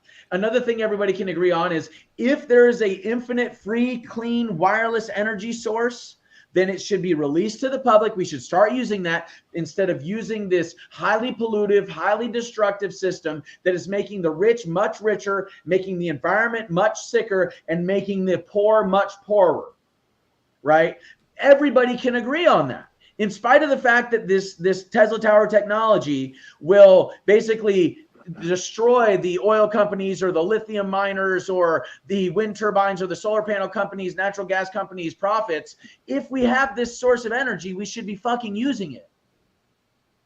And these are things that everybody can agree on, but nobody's talking about. And you know why nobody's talking about it? Because one, they don't know about it. Two, because they're too scared to talk about it. Or three, because it's not on the TV. Hey, Jake, what's your thoughts on nuclear bombs? I've been fighting people. Real quick, I want to let Reed. Right. Reed's got to get out of here. You got anything you want to plug before you get out of here? I know you got to go to bed. You've been up since like 4. So yeah, nothing to plug, but great talking to you, Jake. I would like to talk to you maybe one-on-one at some point. So did I just hit you up on Twitter or? Yeah, DM me on Twitter. American Shaman at America Shaman on Twitter. All right. Well, thanks, guys. Jose, thanks for having me on. Pleasure. Good to be out of retirement. Sorry I didn't talk much, but I'll catch you guys later. later. Love you, Reed. Love you. See you, Reed. Bye. All right, bye. All right, back to you, Top. I've been arguing with people about the nuclear bomb thing because I think it's a psyop to distract away from to put fear in people's hearts about nuclear energy, and they kind of like dance around. I think it's fake. What do you think about this? So nuclear fusion or fission is a very real thing. Okay, it is a chain reaction that is set off by neutrons going off to other atoms and setting off a chain reaction where they destabilize the atomic core, and then they release the energy within that atom, and then they release 5 more neutrons, and they go off and they hit the core of the other atoms and they explode, et cetera, et cetera. Now, nuclear energy is very, very dangerous, and I do not advocate for it. In fact, I am in staunch opposition against it, because nuclear radiation does not biodegrade for literally over 100,000 years. And it's very, very volatile. It just takes a little bit of something going wrong, and it's a cascade of ecocide and mass genocide for anybody in that area, any life form in that area, for literally hundreds of thousands of years. And considering how fallible human beings are, your mic's off, bro. Yeah, sorry. Hey, can you hear me? Can you hear that, guys? I don't know what the fuck you're doing. No? No. Okay. I hear you. Putting your dad on speaker or something? No, I'm talking with the Krasensteins right now. Brian. Hi, Brian. I've been talking to you for a while. Thank you for putting me on, Josie. I've been trying to get you to fight me for the longest time. It's a boxing match. I weigh about 155 pounds right now. I've been cutting weight because you look like a wimp. Are you within range? Can we set this up? I can cut another 30 pounds if I have to. All right, cool. I'll see you in October. Thank you. Okay, guys. He said he'll fight me. Hell yeah. Holy shit. He said That's he'll fight me. amazing. I got to cut another 30 pounds. He weighs 130 pounds. What a fucking twink. What a That's all right. You heard it here, folks. I'm sorry to cut you off. I was trying to get in there for like an hour. I'm like, get me this question. Amazing. I love it. So yeah, nuclear radiation is really volatile. It's really bad. And considering that we have an infinite, free, clean, wireless form of electricity at our disposal, we should not be using anything else other than that. Lithium mining is just as bad, if not worse, for the environment than Oil drilling. Oil drilling is really, really bad for the environment. We're literally removing the lubricant between the tectonic plates. Okay. Solar panels have literally over 50 toxic chemicals that they are made out of that actually like come off of the solar panels and into the ground, into the soil and into the groundwater whenever it rains. All right. Wind turbines are literally killing birds by the millions all over the country. Natural gas. We just saw what happened with the Nord Stream 2 pipeline and all that methane that made its way into the atmosphere when that pipeline was blown up. All of these things are easily sabotaged. They can easily go wrong. And the costs, if they go wrong, way outweigh the benefits for the amount of time that they go right. So, Jake, I know about the Tesla stuff. Has there been any examples in any culture anywhere that's tapped into the free energy and made it work? Yeah, the ancient Egyptians. Okay, so since then, though, has there been anything? Well, yeah, I mean, there's this whole thing about Tartaria. I'm not sure I buy it for one fucking second, to be honest. Oh, really? You. I would have thought you were into Tartaria. No, I think that's a smear propaganda campaign to get anybody that's for free energy to believe, it's like flat Earth, just complete and utter horse manure. Yeah. Okay. Wait, that's what I think. How do the dimensions, layered on dimensions, do they cover the round ball? Or I mean, it would make sense if they covered the flat Earth, right? If they were it's what's called a geodesic sphere. And what it is it's a sphere that is comprised of a numerous different interconnected electromagnetic triangles. I actually have I have a post about it on my Twitter. It's been retweeted a number of times. If you go down there, you can see the physics of it and how it is that this works. There's a lot of people that are trying to say, oh, well, there's a double torus field around the Earth. It's just this disk of land and water, and there's an ice shield, and there's still the electromagnetic field, and there's the firmament. And I'm just like, okay, look, no, okay. The three dimensions of reality are three-dimensional. We're not sitting on a two-dimensional disk, okay?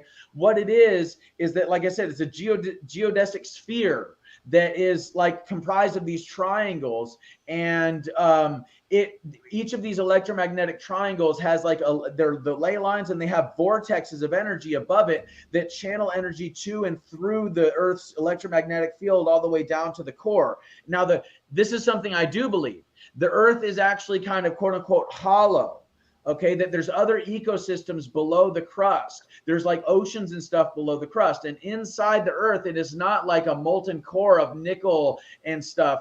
It's actually like almost like a plasmic vortex that's running so fast and so hot that it's almost like, I'm not saying it is, it's almost like a second sun. And it illuminates the inner core of the Earth and allows these other ecosystems within this inner Earth area to flourish. And this is very real. So what lives in the inner Earth? Are you talking about like lizard people? King Kong, motherfucker. Well, yeah, there's a lot of theories about that. I don't know about lizard people. There's a lot of theories. I've heard that there's literally like more oceans worth of water in that lower level below the oceans, below the crust, than there is in these upper levels. Now, what's really interesting, and this is kind of getting into myth and legend, but I think it was in Russia or maybe somewhere else, but there were these two children that came up from this subterranean civilization, and they both had green skin, and they were adopted by this tribe. And there was a boy and a girl. The little boy ended up dying because he couldn't take the environment, but the little girl ended up surviving. Her skin ended up changing from green to like a white color, a light color. And then when she finally learned the local language, she started talking to these people about this whole other world inside the Earth where her and her brother came from after they explored a cave and came out of the cave. And there was like literally a whole other world down there with like sheep and goats and people and farming and all sorts of stuff. Now, what's really interesting is that if you look into this idea of underground civilizations, they're all over the planet. There was one in Turkey called Oh my gosh, there's one in Turkey. What's the name of the city in Turkey? It's a subterranean city. I'll try to think of the name, but it could literally house like something like 20,000 people, including livestock and all sorts of stuff. And it's not the only underground city in the world. Have you ever heard of the Huska Castle? Where I just looked it up. It's in the Czech Republic. There's like some lore behind it.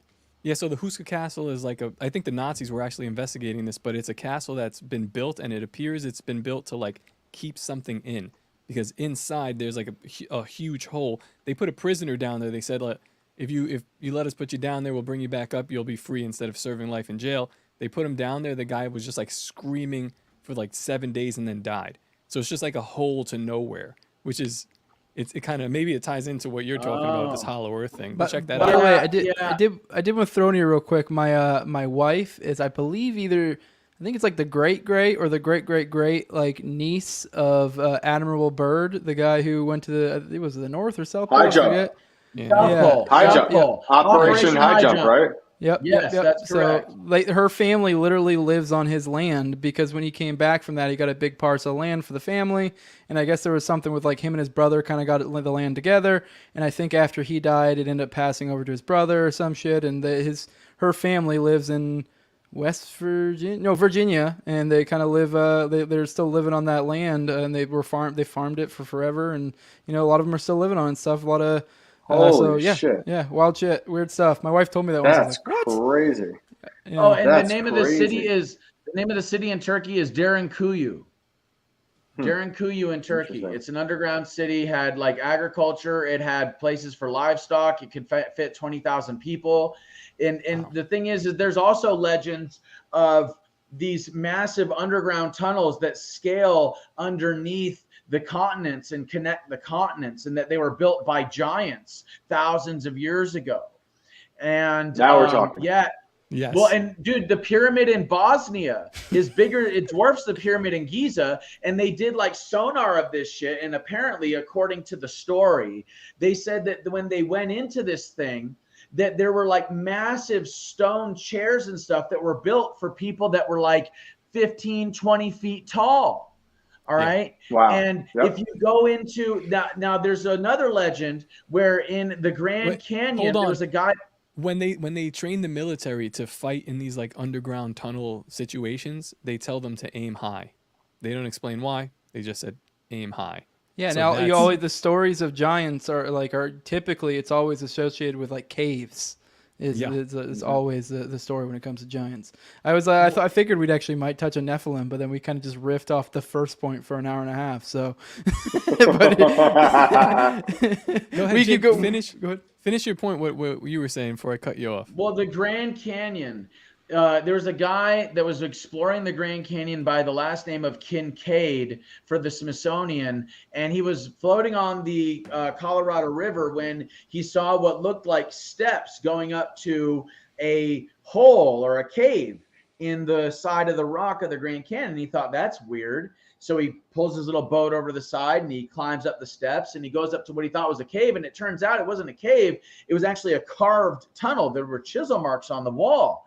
So he goes into this thing for like a half a mile, and then it opens up into this massive citadel with all these different hallways, right? All these different passageways. And so he goes down one of them and he finds like a bunch of bronze swords, plates, knives, all sorts of like, stuff like that, evidence of civilization. And there was also this massive statue of what looked like Buddha, except he had like these lotus flowers in his hands with like saguaro cactus behind him, all made out of bronze and copper. Then he went into another tunnel, and when he went into that tunnel, what he found were these massive 8 and 10 foot tall mummified giants. And then he came out and he basically went to the Arizona Gazette. You can look it up. The Arizona Gazette, I think it was in like 1909 or 1905, something like that. And he told him what happened. Of course, the Arizona Gazette published the story. And then a week later, they retracted it and said that it wasn't true. And it just so happens that these steps, they got blown up. And it just so happens that you're not allowed to go to that portion of the Grand Canyon anymore. That's illegal. That's trespassing. That's true. And here's another thing. It just so happens that all of these mountains in the Grand Canyon, that you're not allowed to go to. They have names like Tower of Ra, Temple of Shiva, Temple of Set, all sorts of these ancient Egyptian or ancient Hindu gods. And, oh, dude, that's not even the kicker. When you look at some of these things, they look like they were ancient pyramids that were destroyed by water or something, which there was a flood in this area several thousand years ago. And that's not even the kicker. This is the kicker. All of these mountains that are supposedly ancient monuments, they're all aligned in the same configuration as the pyramids in Giza as the Orion Nebula. Dude, this is a good callback to the question that you had, Shane, where you said, like, what's the deal with human sacrifice? How long has that been going on? What's the deal with human sacrifice? What's the deal? Is it a human or is it a sacrifice? So there's a guy, James Alberino. He's I guess he's an historian, and he's into all this stuff. Very smart dude.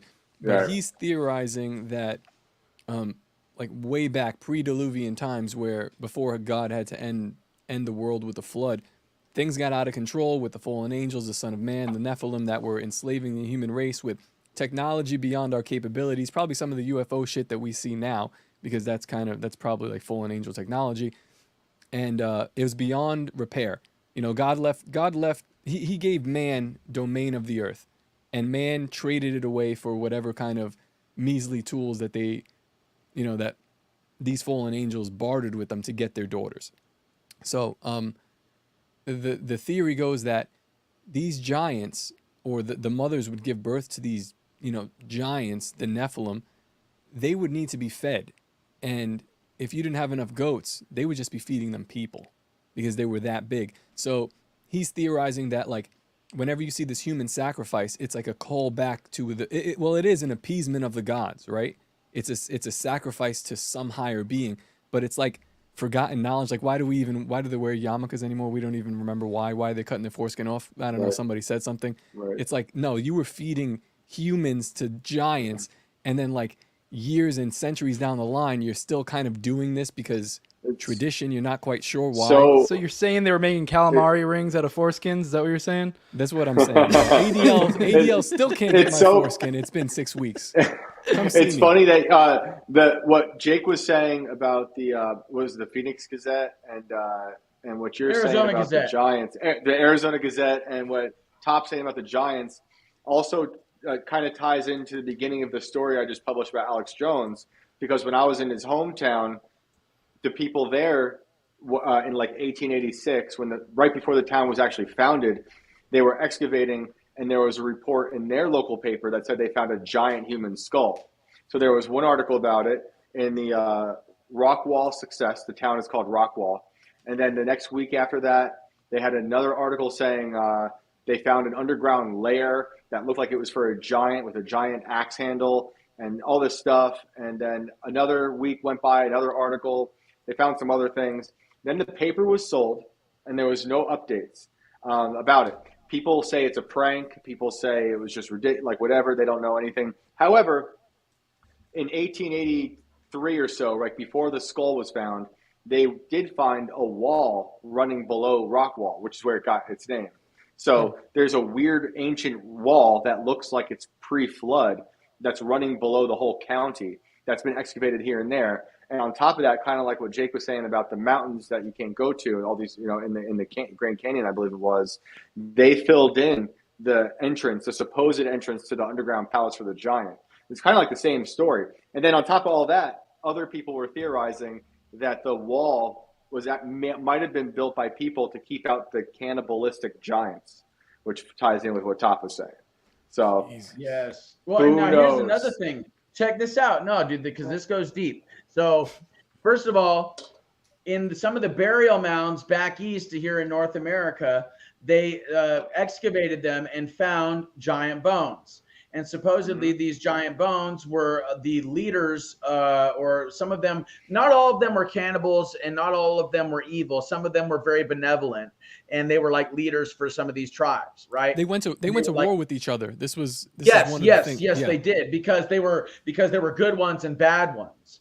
Now, here in Nevada, right? There's a story, an ancient Native American legend of these massive red-haired giants with 6 fingers, 6 toes, and 2 rows of teeth, right? Massive red hair that were these cannibals that ate all the Native American people. And so all the tribes gathered together with the goal of killing these freaking things once and for all. So they found a cave where they lived, and they went in and they smoked them out. They cut off the exit to the cave, and they smoked them out. And all the giants that didn't die inside of the cave and that tried to get out, they tracked them down, killed them, and then put their bodies inside the cave, and they sealed it up, right? Well, a couple hundred years later, or 150 years later or so, Europeans get out to that area, and they decide to excavate the cave for bat guano.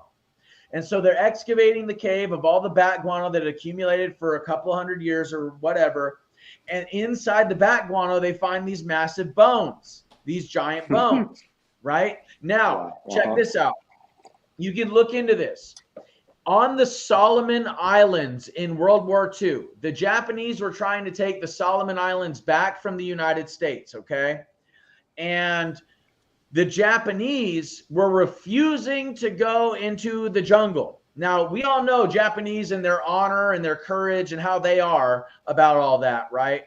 So the fact that they were unwilling to go into the jungle and fight was very out of their character.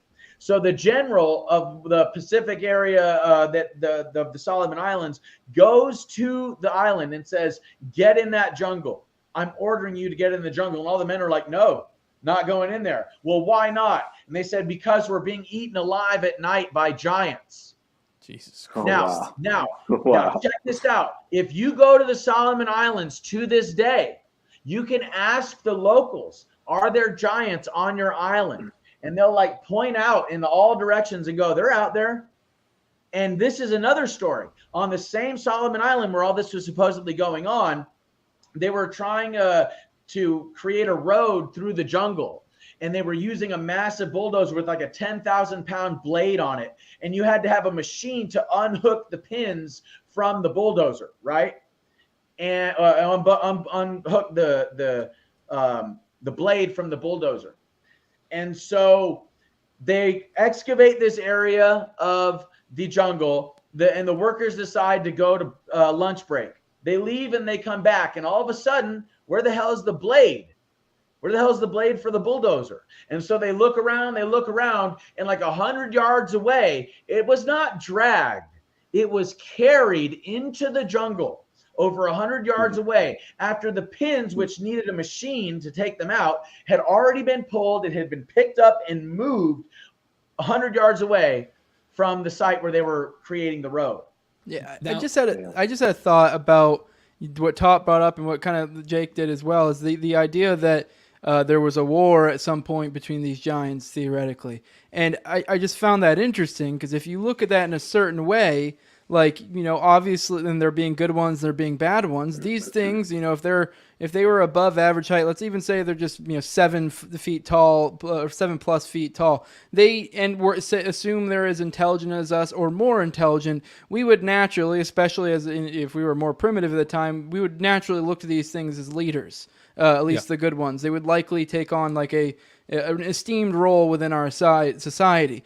And now, if you're describing a war between them, this sounds literally just like the story of Genesis, or where actually maybe it wasn't in Genesis. I forget. I think it was in Genesis, where essentially the fallen angels, they broke off, and essentially there was a war in heaven.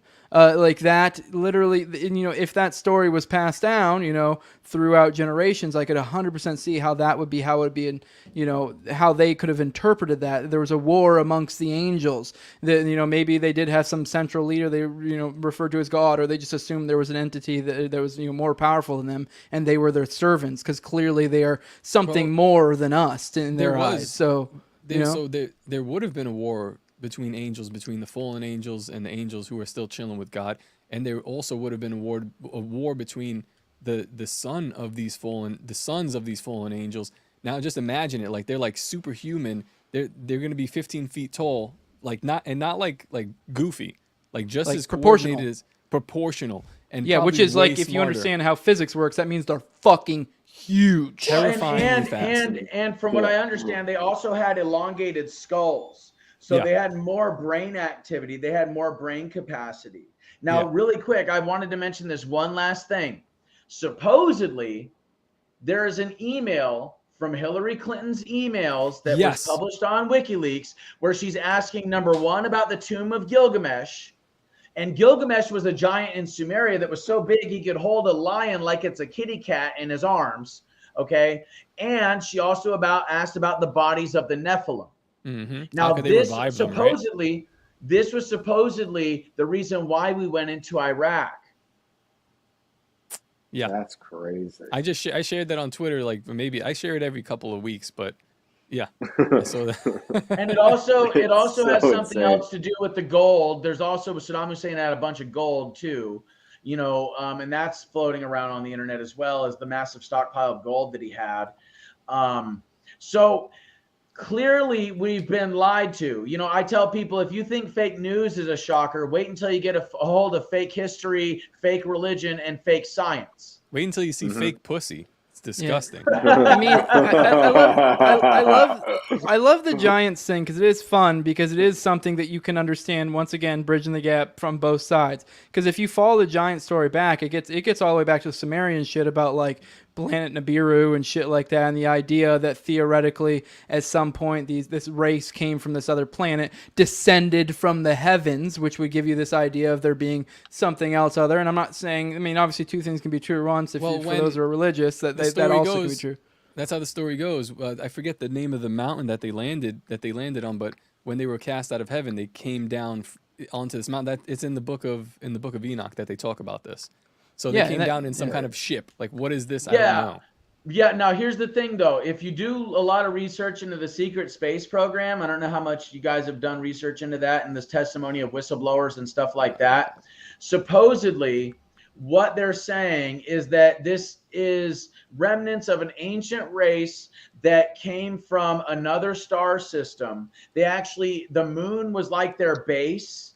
And that's why we never see the dark side of the moon. That's why its proportions are the way that it is. That's why it's in this tidal lock position, that there's no way that it could have come from the planet, like, you know, through a collision or anything, that it was put in this tidal lock position almost like to monitor Earth. And it's like an ancient starship. And when you go up there, then apparently there's like these massive like domes that are made out of like a aluminum style glass. And there's like literally a civilization inside the moon, and this idea that the moon is hollow. And then, now this is even trippier, okay? If you go to and look at Mars and what they call Cydonia on Mars, it's these what look like mountains, but when you actually look at them, they're pyramids, and they're in a mathematically succinct pattern that creates what is called a Merkaba, or basically a three-dimensional Star of David Stargate type pattern, okay? Now, it's also close to what they call the face of Mars. Now, there's also a radioactive isotope on Mars, floating around on Mars, that can only be created by an artificial nuclear explosion. And if all of that isn't enough, the moon of Mars is called Phobos. Phobos has a fucking mile-tall monolith, a mile-tall like obelisk that is pointing down at the planet near, like, and when it goes around, it aligns with Cydonia.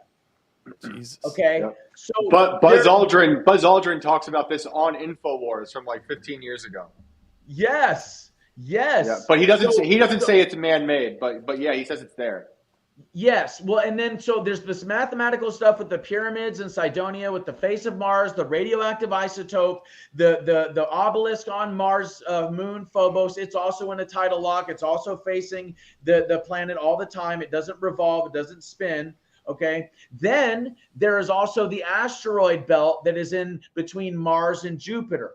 Okay, and supposedly this asteroid belt is the remnants of an ancient Earth-like planet that supposedly, I hear it's called Tiamat. And this planet was like a massive Earth-sized planet where there were these massive giant beings living on the planet that were humanoid like us. And Mars and Earth were like its moons.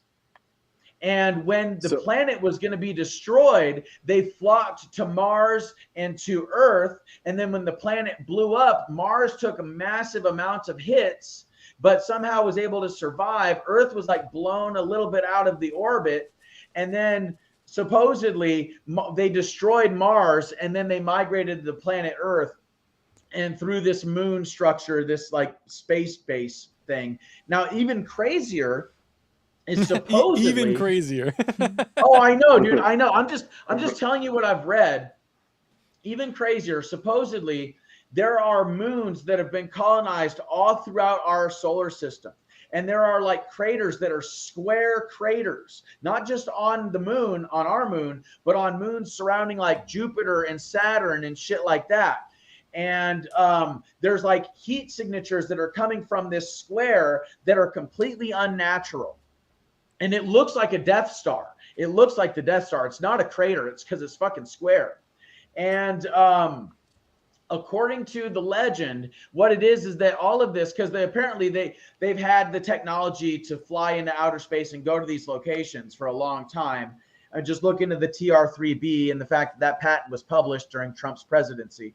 It was declassified. That's an anti-gravity. It's a triangular shaped vehicle. It's a triangle. Hold on, Jake. Oh, everyone's going to accuse you of being Illuminati now. Yeah. Jake, we're coming up on 2 hours. I got to put my eye in the fucking pyramid, bro. I got to we're coming up on 2 hours here, and none of us have mentioned, what do you think about Trump? I want to know now. What do you think about him after everything that's happened? Because this is a personal relationship, I'd assume, with this guy that you might not have even met. Well, still love the guy. I really sympathize for him considering everything he's going through. The fact that they're still going after him, bro, that to me is indicative that he is not aligned with the globalists. He's not aligned with these less than 1%ers. He's trying to save the country. I don't agree with Operation Warp Speed. I don't agree with him even talking about the vaccine like it's a good thing or the greatest achievement in human history. I think that's rather silly. But there's so many other things that he did that I agree with entirely. For example, I mean, he could have declassified all of it, but he just declassified enough of the JFK autopsy to prove that he was shot by more than one bullet from more than one angle. So that mystery is now out the fucking window. We know that, I mean, all you have to do is watch the video to see. He also declassified these 3 patents that I'm talking about. He did it with the Navy, Salvador Payas, a room temperature superconductor, a 0-point energy engine, and a TR-3B. That's a triangular shaped craft I was telling you about. That's like an anti-gravity inertia propulsion craft. And those are like the holy grail for all the conspiracy and UFO nuts. Jake, on a personal level though, was there any point during his presidency where he could have just outright pardoned you? Because from my perspective, you didn't do anything wrong, and most of the people in the Capitol that day didn't do anything wrong. There were some people that were breaking shit, and whatever. I'm not a big fan of the law, but people that were invited in and walked through, he should have. I mean, for me, and I obviously wasn't there. I didn't serve any time or anything like that. But I'm pissed off at him the most for that. Forget about Operation Warp Speed and his rhetoric and keeping Fauci around. Is like, these people, these are good people. So far, I've spoke with you, and I feel like we're vibing on a cool level. I've met Adam Johnson, great guy, and it's like, these people went to jail, and you could have just said like, you could have pardoned them and well, stopped here's this? The thing about that. He could have pardoned individuals, or he could have done a pardon thing across the board for everybody that's charged for this will get a pardon. The reason why first of all, I understand why I didn't get mine. It's not his fault, right? Why should he bail me out of something that a choice I made? I'm a man. I'll fucking take my, I'll take my licks, I'll take my hits because that's the man I am. I didn't expect him to bail me out. Of course, I'm going to ask before he leaves the presidency. Of course, I'm going to ask, but, it would be political suicide, number one. Number two, they were going to impeach him again, and they would have used that as fuel to say, you see, he sent them into the building and then he bailed them out of going to jail for it. Yeah, but they're going to say this shit anyway. It's big dick energy your way through it. Yeah. my point is that personally, I sympathize and don't have a problem with him. As far as I'm concerned, my choices were my own, and he should not be held accountable whatsoever for the choices that I made as a man. Okay. Do you think he's still the best candidate still moving forward with what we have right now? So far, in all honesty, bro, like I could do a better fucking job than Joe Biden. Okay. Yeah, a lot of people. I'm just, I know, but that's my point is that anybody, at this point, I think Trump is the best candidate. I don't like Ron DeSantis. I used to like him a lot. But then he stabbed Trump in the back. He told the people of Florida he wasn't going to run for president. He was going to stay their governor for 4 years. And then not even 6 to 8 months later, he runs for president. So he stabbed the people of Florida in the back. Then he's literally dividing the Republican Party, between people for DeSantis versus for Trump during a time where we need to be united. And so what is he doing that for? Who's funding him? I heard that he's got some really big globalists funding his campaign. So is somebody whispering in his ear that he'll get power? I mean, he was a nobody congressman. Israel. And he's a career politician. He's a career politician. And he hardly won the first election. So it's like he can't I don't think that he's a viable candidate whatsoever. I think Trump all the way. Especially considering they're going after him still. I think he's a viable candidate. Sorry, go ahead. No, I was just going to say, I think a lot of us agree on a lot of points here, especially when it comes to like CIA and how evil they are, how much our whole world is poisoned. So like RFK Jr. says a lot of things I think we might like, but how do you feel about him? Mm-hmm. Well, RFK Jr. also wants to ban assault weapons, and he was backing the Green New Deal. Okay. Yeah. He also said that people that don't believe in climate change should be locked up. I saw the video myself. So but it takes balls to go after big pharma, it takes balls to go out against vaccines. But the thing is this, bro, I'm of the opinion we need to stop trusting the old men that got us into this fucking mess to somehow get us out and fix the problems they had a hand in creating. Especially people like Joe Biden, especially people like Mitch McConnell or Mitt Romney, especially people like Lindsey Graham, Nancy Pelosi. Nancy Pelosi. These people are the antithesis of what we need. We need some real Americans that understand the roots of the problems, not just in one way, but in all of these different ways. And being able to articulate them in a way to the American public that not only makes sense, but inspires them to take action. Here's a question. How much do you think Donald Trump actually understands? Because in the libertarian circles, like if you ask a Dave Smith, who's like, very smart guy, and even like a Scott Horton, one of the smartest people we know, they speak about him like he's a buffoon, like he has his, he has his head up his ass. He doesn't read any of the briefings. But when I look at him, it's almost like a character that he puts on. Like he doesn't want you to really think that much of him. But I feel like he does understand a lot of this stuff. And not just at like what does Dave Smith say? He understands it at like a guttural level or like a instinctual level. I think he really does understand this stuff, like the gold standard, some of the stuff that we've just been talking about here. What's your take on that? I think that Trump, in many cases, plays dumb.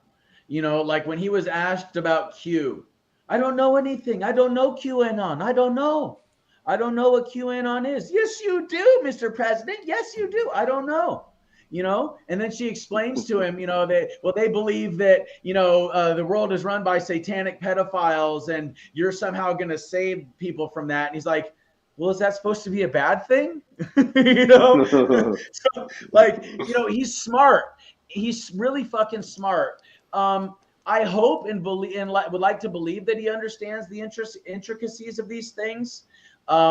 He's also talking about giving people subsidies for having children. He's talking about freedom cities. He's talking about the real root of the problem as the deep state is the bureaucracy. So these are the things that I have been saying for a long time. These are things that I've been like, I want to hear somebody say this. And he's finally the only one thus far that I've seen that is saying these things that I think needed to be said a long time ago. I mean, Ron Paul was one of the people saying, end the Fed, and the Federal Reserve, and look what they did to him. So I really think that Trump, because he doesn't need the globalists' money. He doesn't need their money. So he, in my opinion, is the most viable candidate because he doesn't need the DC swamp to get him in office. He's just got to pick better people to work with, though, because he made some really 100%. poor choices. Yeah. Steve Bannon, when he got rid of him, that was like the death blow to his presidency, in my opinion.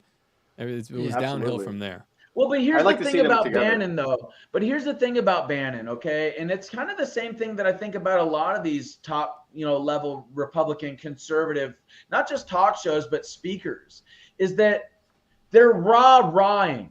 They're way too serious. They're way too, if you're not listening to this, then you should be. If you're not doing this, then you should be. All of it, it's all at stake. And, and it's also part of the reason I have an issue with Alex Jones sometimes, because he's screaming at people that the world's going to end, and then he's offering them charcoal toothpaste and survival kits. Yeah, but that's a call to action. Yeah. Like Steve Bannon. Well, I know, but the point I'm making is that we don't need rah-rah. We don't need talking points that everybody else is saying. Okay? We don't. No, well, Me and you. But the thing is, dude, the problem in this country is education. Okay, people aren't educated, and you cannot play to the uneducated mob and expect it to go well. Okay, you have to educate people.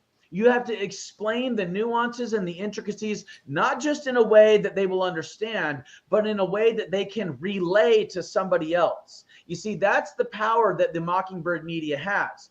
Okay, let's say, for example, in 9/11, what did they do? Shocking images of the towers and the Pentagon and all that stuff, images of Osama bin Laden, images of people with guns in fucking, Middle Eastern garb. Okay, and what did they do? They said 9/11, Osama bin Laden, Al-Qaeda, terrorism.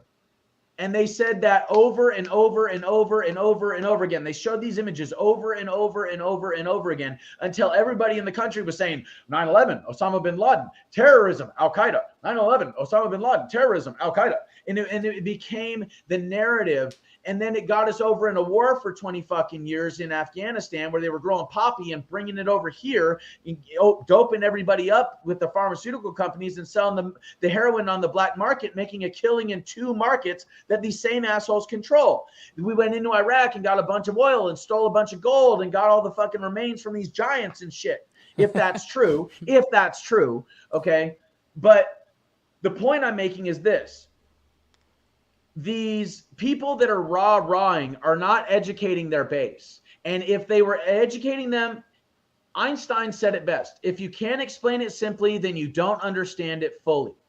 Okay? So these people who supposedly say that they understand things fully need to be explaining very simply to people what the issue is and what they can do about it. None of them are talking about Tesla Tower technology. None of them are talking about Dr. Reif and his machine and its cure for cancer. None of them are talking about vitamin B17. None of them are talking about these very real, crucial issues that could unite the country. Instead, they're playing this us versus them bullshit. When what's going to save this country is unity, not division. Jake, it's so funny you're saying that about saying things simply, because it was just earlier today I was thinking about how I've written or said things as clearly and simply as I possibly could.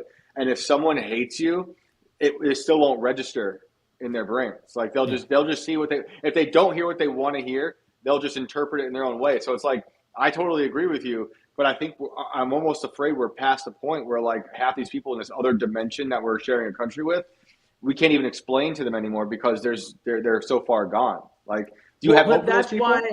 But see, those are the minds that we need to win. Okay. I agree. And but here's how, okay? The Mockingbird media has created an environment of division and chaos.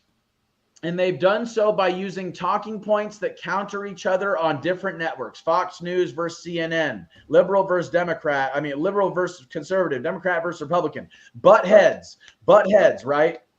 So, like I said before, everybody, Republican and Democrat voters alike, can agree that if there's a cure for cancer, and there are many, then it should be released to the public in spite of the fact that it'll destroy the pharmaceutical company's profits, okay? Right. So think about it like this. if, for example, or here's a better example. You got all these environmentalist youngins that are going around talking about climate change. The earth is going to end in 5 years if we don't do something, right? Now, if you got a chance to talk to one of these people and you said, well, first of all, I agree, there is a very real environmental catastrophe, but I don't think it's climate. I don't think it's carbon emissions. I think that it's anthropogenic chemicals, man-made chemicals that don't biodegrade for thousands, if not tens of thousands of years. And because they don't biodegrade, they bioaccumulate in the environment to toxic levels, and they kill off all the microbiological life in the soil and in the water. And it is that microbiological life in the soil and the water that is responsible for all macrobiological life in the ecosystem: plants, fungi, animals, human beings, whales, sea otters, fucking plankton, you name it, fish. So if all that microbiological life is destroyed, then we won't have a planet. Now, did you know that Nikola Tesla came up with an infinite free clean wireless energy device over 100 years ago? And these very same corporations and the people that own them are the same ones that are keeping that technology hidden, and they're the same ones creating all these chemicals. So the idea is that you have to not argue with them based on the talking points they see on the TV, because then they will automatically have a response that they have been given to argue back. What you want to do is create a neutral territory where you can agree together that this is the problem, this is the solution. And guess what? We've all been lied to. Yep, I totally agree. And I've had success in real life with like people who vehemently disagree with me on political stuff or whatever. If I remove labels or certain trigger words that certain people are going to hear and go, oh my God, like if you remove those things and just go to the facts or the things that you're talking about, we can come together and agree. But like I stopped using words like woke or social justice warrior or any of these like major words in conversations, because the second people who disagree with you hear those, they'll put you and anything you say in a box and stop listening. So, I think when people have these conversations, if they remove some of the labels, it could make the conversation have, maybe more progress to it. Yeah. Listen, all right, guys. Okay. I don't want to be rude, but I actually got to pop out. I got a little emergency here. Let's go ahead and wrap. Yeah. We're past 2 hours. Yeah. This has been a blast. I'm getting tired though. I have shit too. This has been I knew this was going to be great. It was dope. This is very uncharacteristic for my channel. I'm sure some people watching this are going to be like, what? Because this is my show. This is the TopLobsta show. But I dig it. It was fun. I love this sort of stuff. Top, and a lot of people give me shit all the time because I'm more of the like straight-laced, like true crime conspiracy kind of guy. But on the real though, I listen to like Tinfoil Hat and shit. Like this is stuff I love. I just don't necessarily like. I usually try to find ways to understand it in my own way. This is the way I look at it. But with that, let's go ahead and go around the horn. Kind of do who like where people can find you. You're like what maybe stuff you're doing, stuff along those lines. Let me go first because I got to run. TopLobsta, TopLobsta.com, merchengine.com. You could buy merch and stuff like that from there. And tomorrow I will be on with Elijah Schaefer with Cole and Toad from Tower Gang. That's a Slightly Offensive, the name of his show on YouTube. So come check us out. Shane, lovely talking to you again, man. We got to hang out in real life one day. Jose, love you. I love that. Love you too, Jake, you're my new brother, man. This was amazing. Thank you so much. Thank you for talking to me for 2 hours. This has been great. But I got to run, and I'll catch you guys on Twitter. All right. All right. Pleasure. All right, Jake, what you got? So on Twitter at America Shaman, that's America Shaman, at America Shaman on Twitter. If you want to follow me there, all my interviews and all that stuff is published there. I also have a website, Forbidden Truth Academy. That is ForbiddenTruthAcademy.com. ForbiddenTruthAcademy.com. We have all sorts of free courses. We have a free podcast that you can listen to, Forbidden Truth Podcast. We also have merch. If you like, you can check out the merch. You can go to forbiddenapparel.store, or you can just go to forbiddenTruthAcademy.com to check out the merch there. But if you want to just go directly for the merch, it's forbiddenapparel.store. That's forbiddenapparel.store. And, there's all sorts of goodies on there. Most of it's free. I'm not really into making money on this. You can also check out my book, though. It's really cheap. One Mind at a Time, A Deep State of Illusion by Jacob Angeli. You can find it on Amazon. It's only $9.99. I don't make very much money on it at all. It's only 150 pages, and I promise you that is the book that these nefarious side of the deep state wish was never written. So check it out, and that's all I got. Thanks for coming on again, man. This is fun. Shane. Yeah, Jose, thank you for having me back on, man. I love this show. Jake, total pleasure. I'm going to hit you up. We are definitely going to have to work on a story. I think we have a lot more to discuss. Everyone can find me at Shane Cashman on Instagram, Twitter, and ShaneCashman.com. All my recent stories over at timcast.com are all there, and all my books are at ShaneCashman.com, so you can head over there. Thanks, look man. forward to another, Eliza Blue level type, size fucking art, goddamn book. 3-parter, 100,000 words. Let's do it. But yeah, guys, This is the No Way Jose Show. YouTube, all major odd podcasts, Odyssey. Like I said, Rumble. Please go, check out my Rumble channel, No Way Jose. I tried to stream there, but I fucked up and I realized I didn't set up the live stream right halfway through. Oh, I think I know what I did wrong. I should be able to figure it out for the next time I do that. But definitely go check that out. If you want to follow me on Twitter at TowerGangJose. I do want to give you guys something since, kind of this, I guess a little bit of a kind of, get your dick a little hard. I have coming up soon. I'm not going to give you any specifics whatsoever. I'll give you a little bit of a hint though. I have something, it's kind of in the works, so it's not, set, but it's I got some big shit that might be coming down the pipe here soon relating to, the kind of stuff you guys know me for, the OKC bombing stuff. Last time, and I'm being hush-hush for a reason, last time I was like this, I had Steven Vassar, who was a close friend of Yiki. He also was also a fellow John Doe 2, eyewitness. And there was more to his story as well. That was a big one. And that was the last time I was hush-hush like this. And this is even bigger. So, I'm not saying who or what or anything, but just letting you guys know, might have something big. So keep an eye on the channel. I appreciate you guys coming on. Appreciate everyone who supports me and, checks out the show. If you do want to support me monetarily, patreon.com/NoWayJose2020. They kind of fucked me. I probably could have made a little bit of money today, but they demonetized me. So, but whatever. I'm not begging for shekels. If you find value in my work, support it. If you don't. That's on you. So if you feel like I bring value, I don't know, make that decision in your mind. But I appreciate everyone who came here to watch today, and appreciate you guys. It was a lot of fun. Like, if you've only watched the show, this is not normally my content at all. It's very different. But I am in this weird spot where I feel like I do bridge the gap, like I kind of brought up multiple times. So it was a fun one. Had a lot of fun. And with that, we're out. Peace.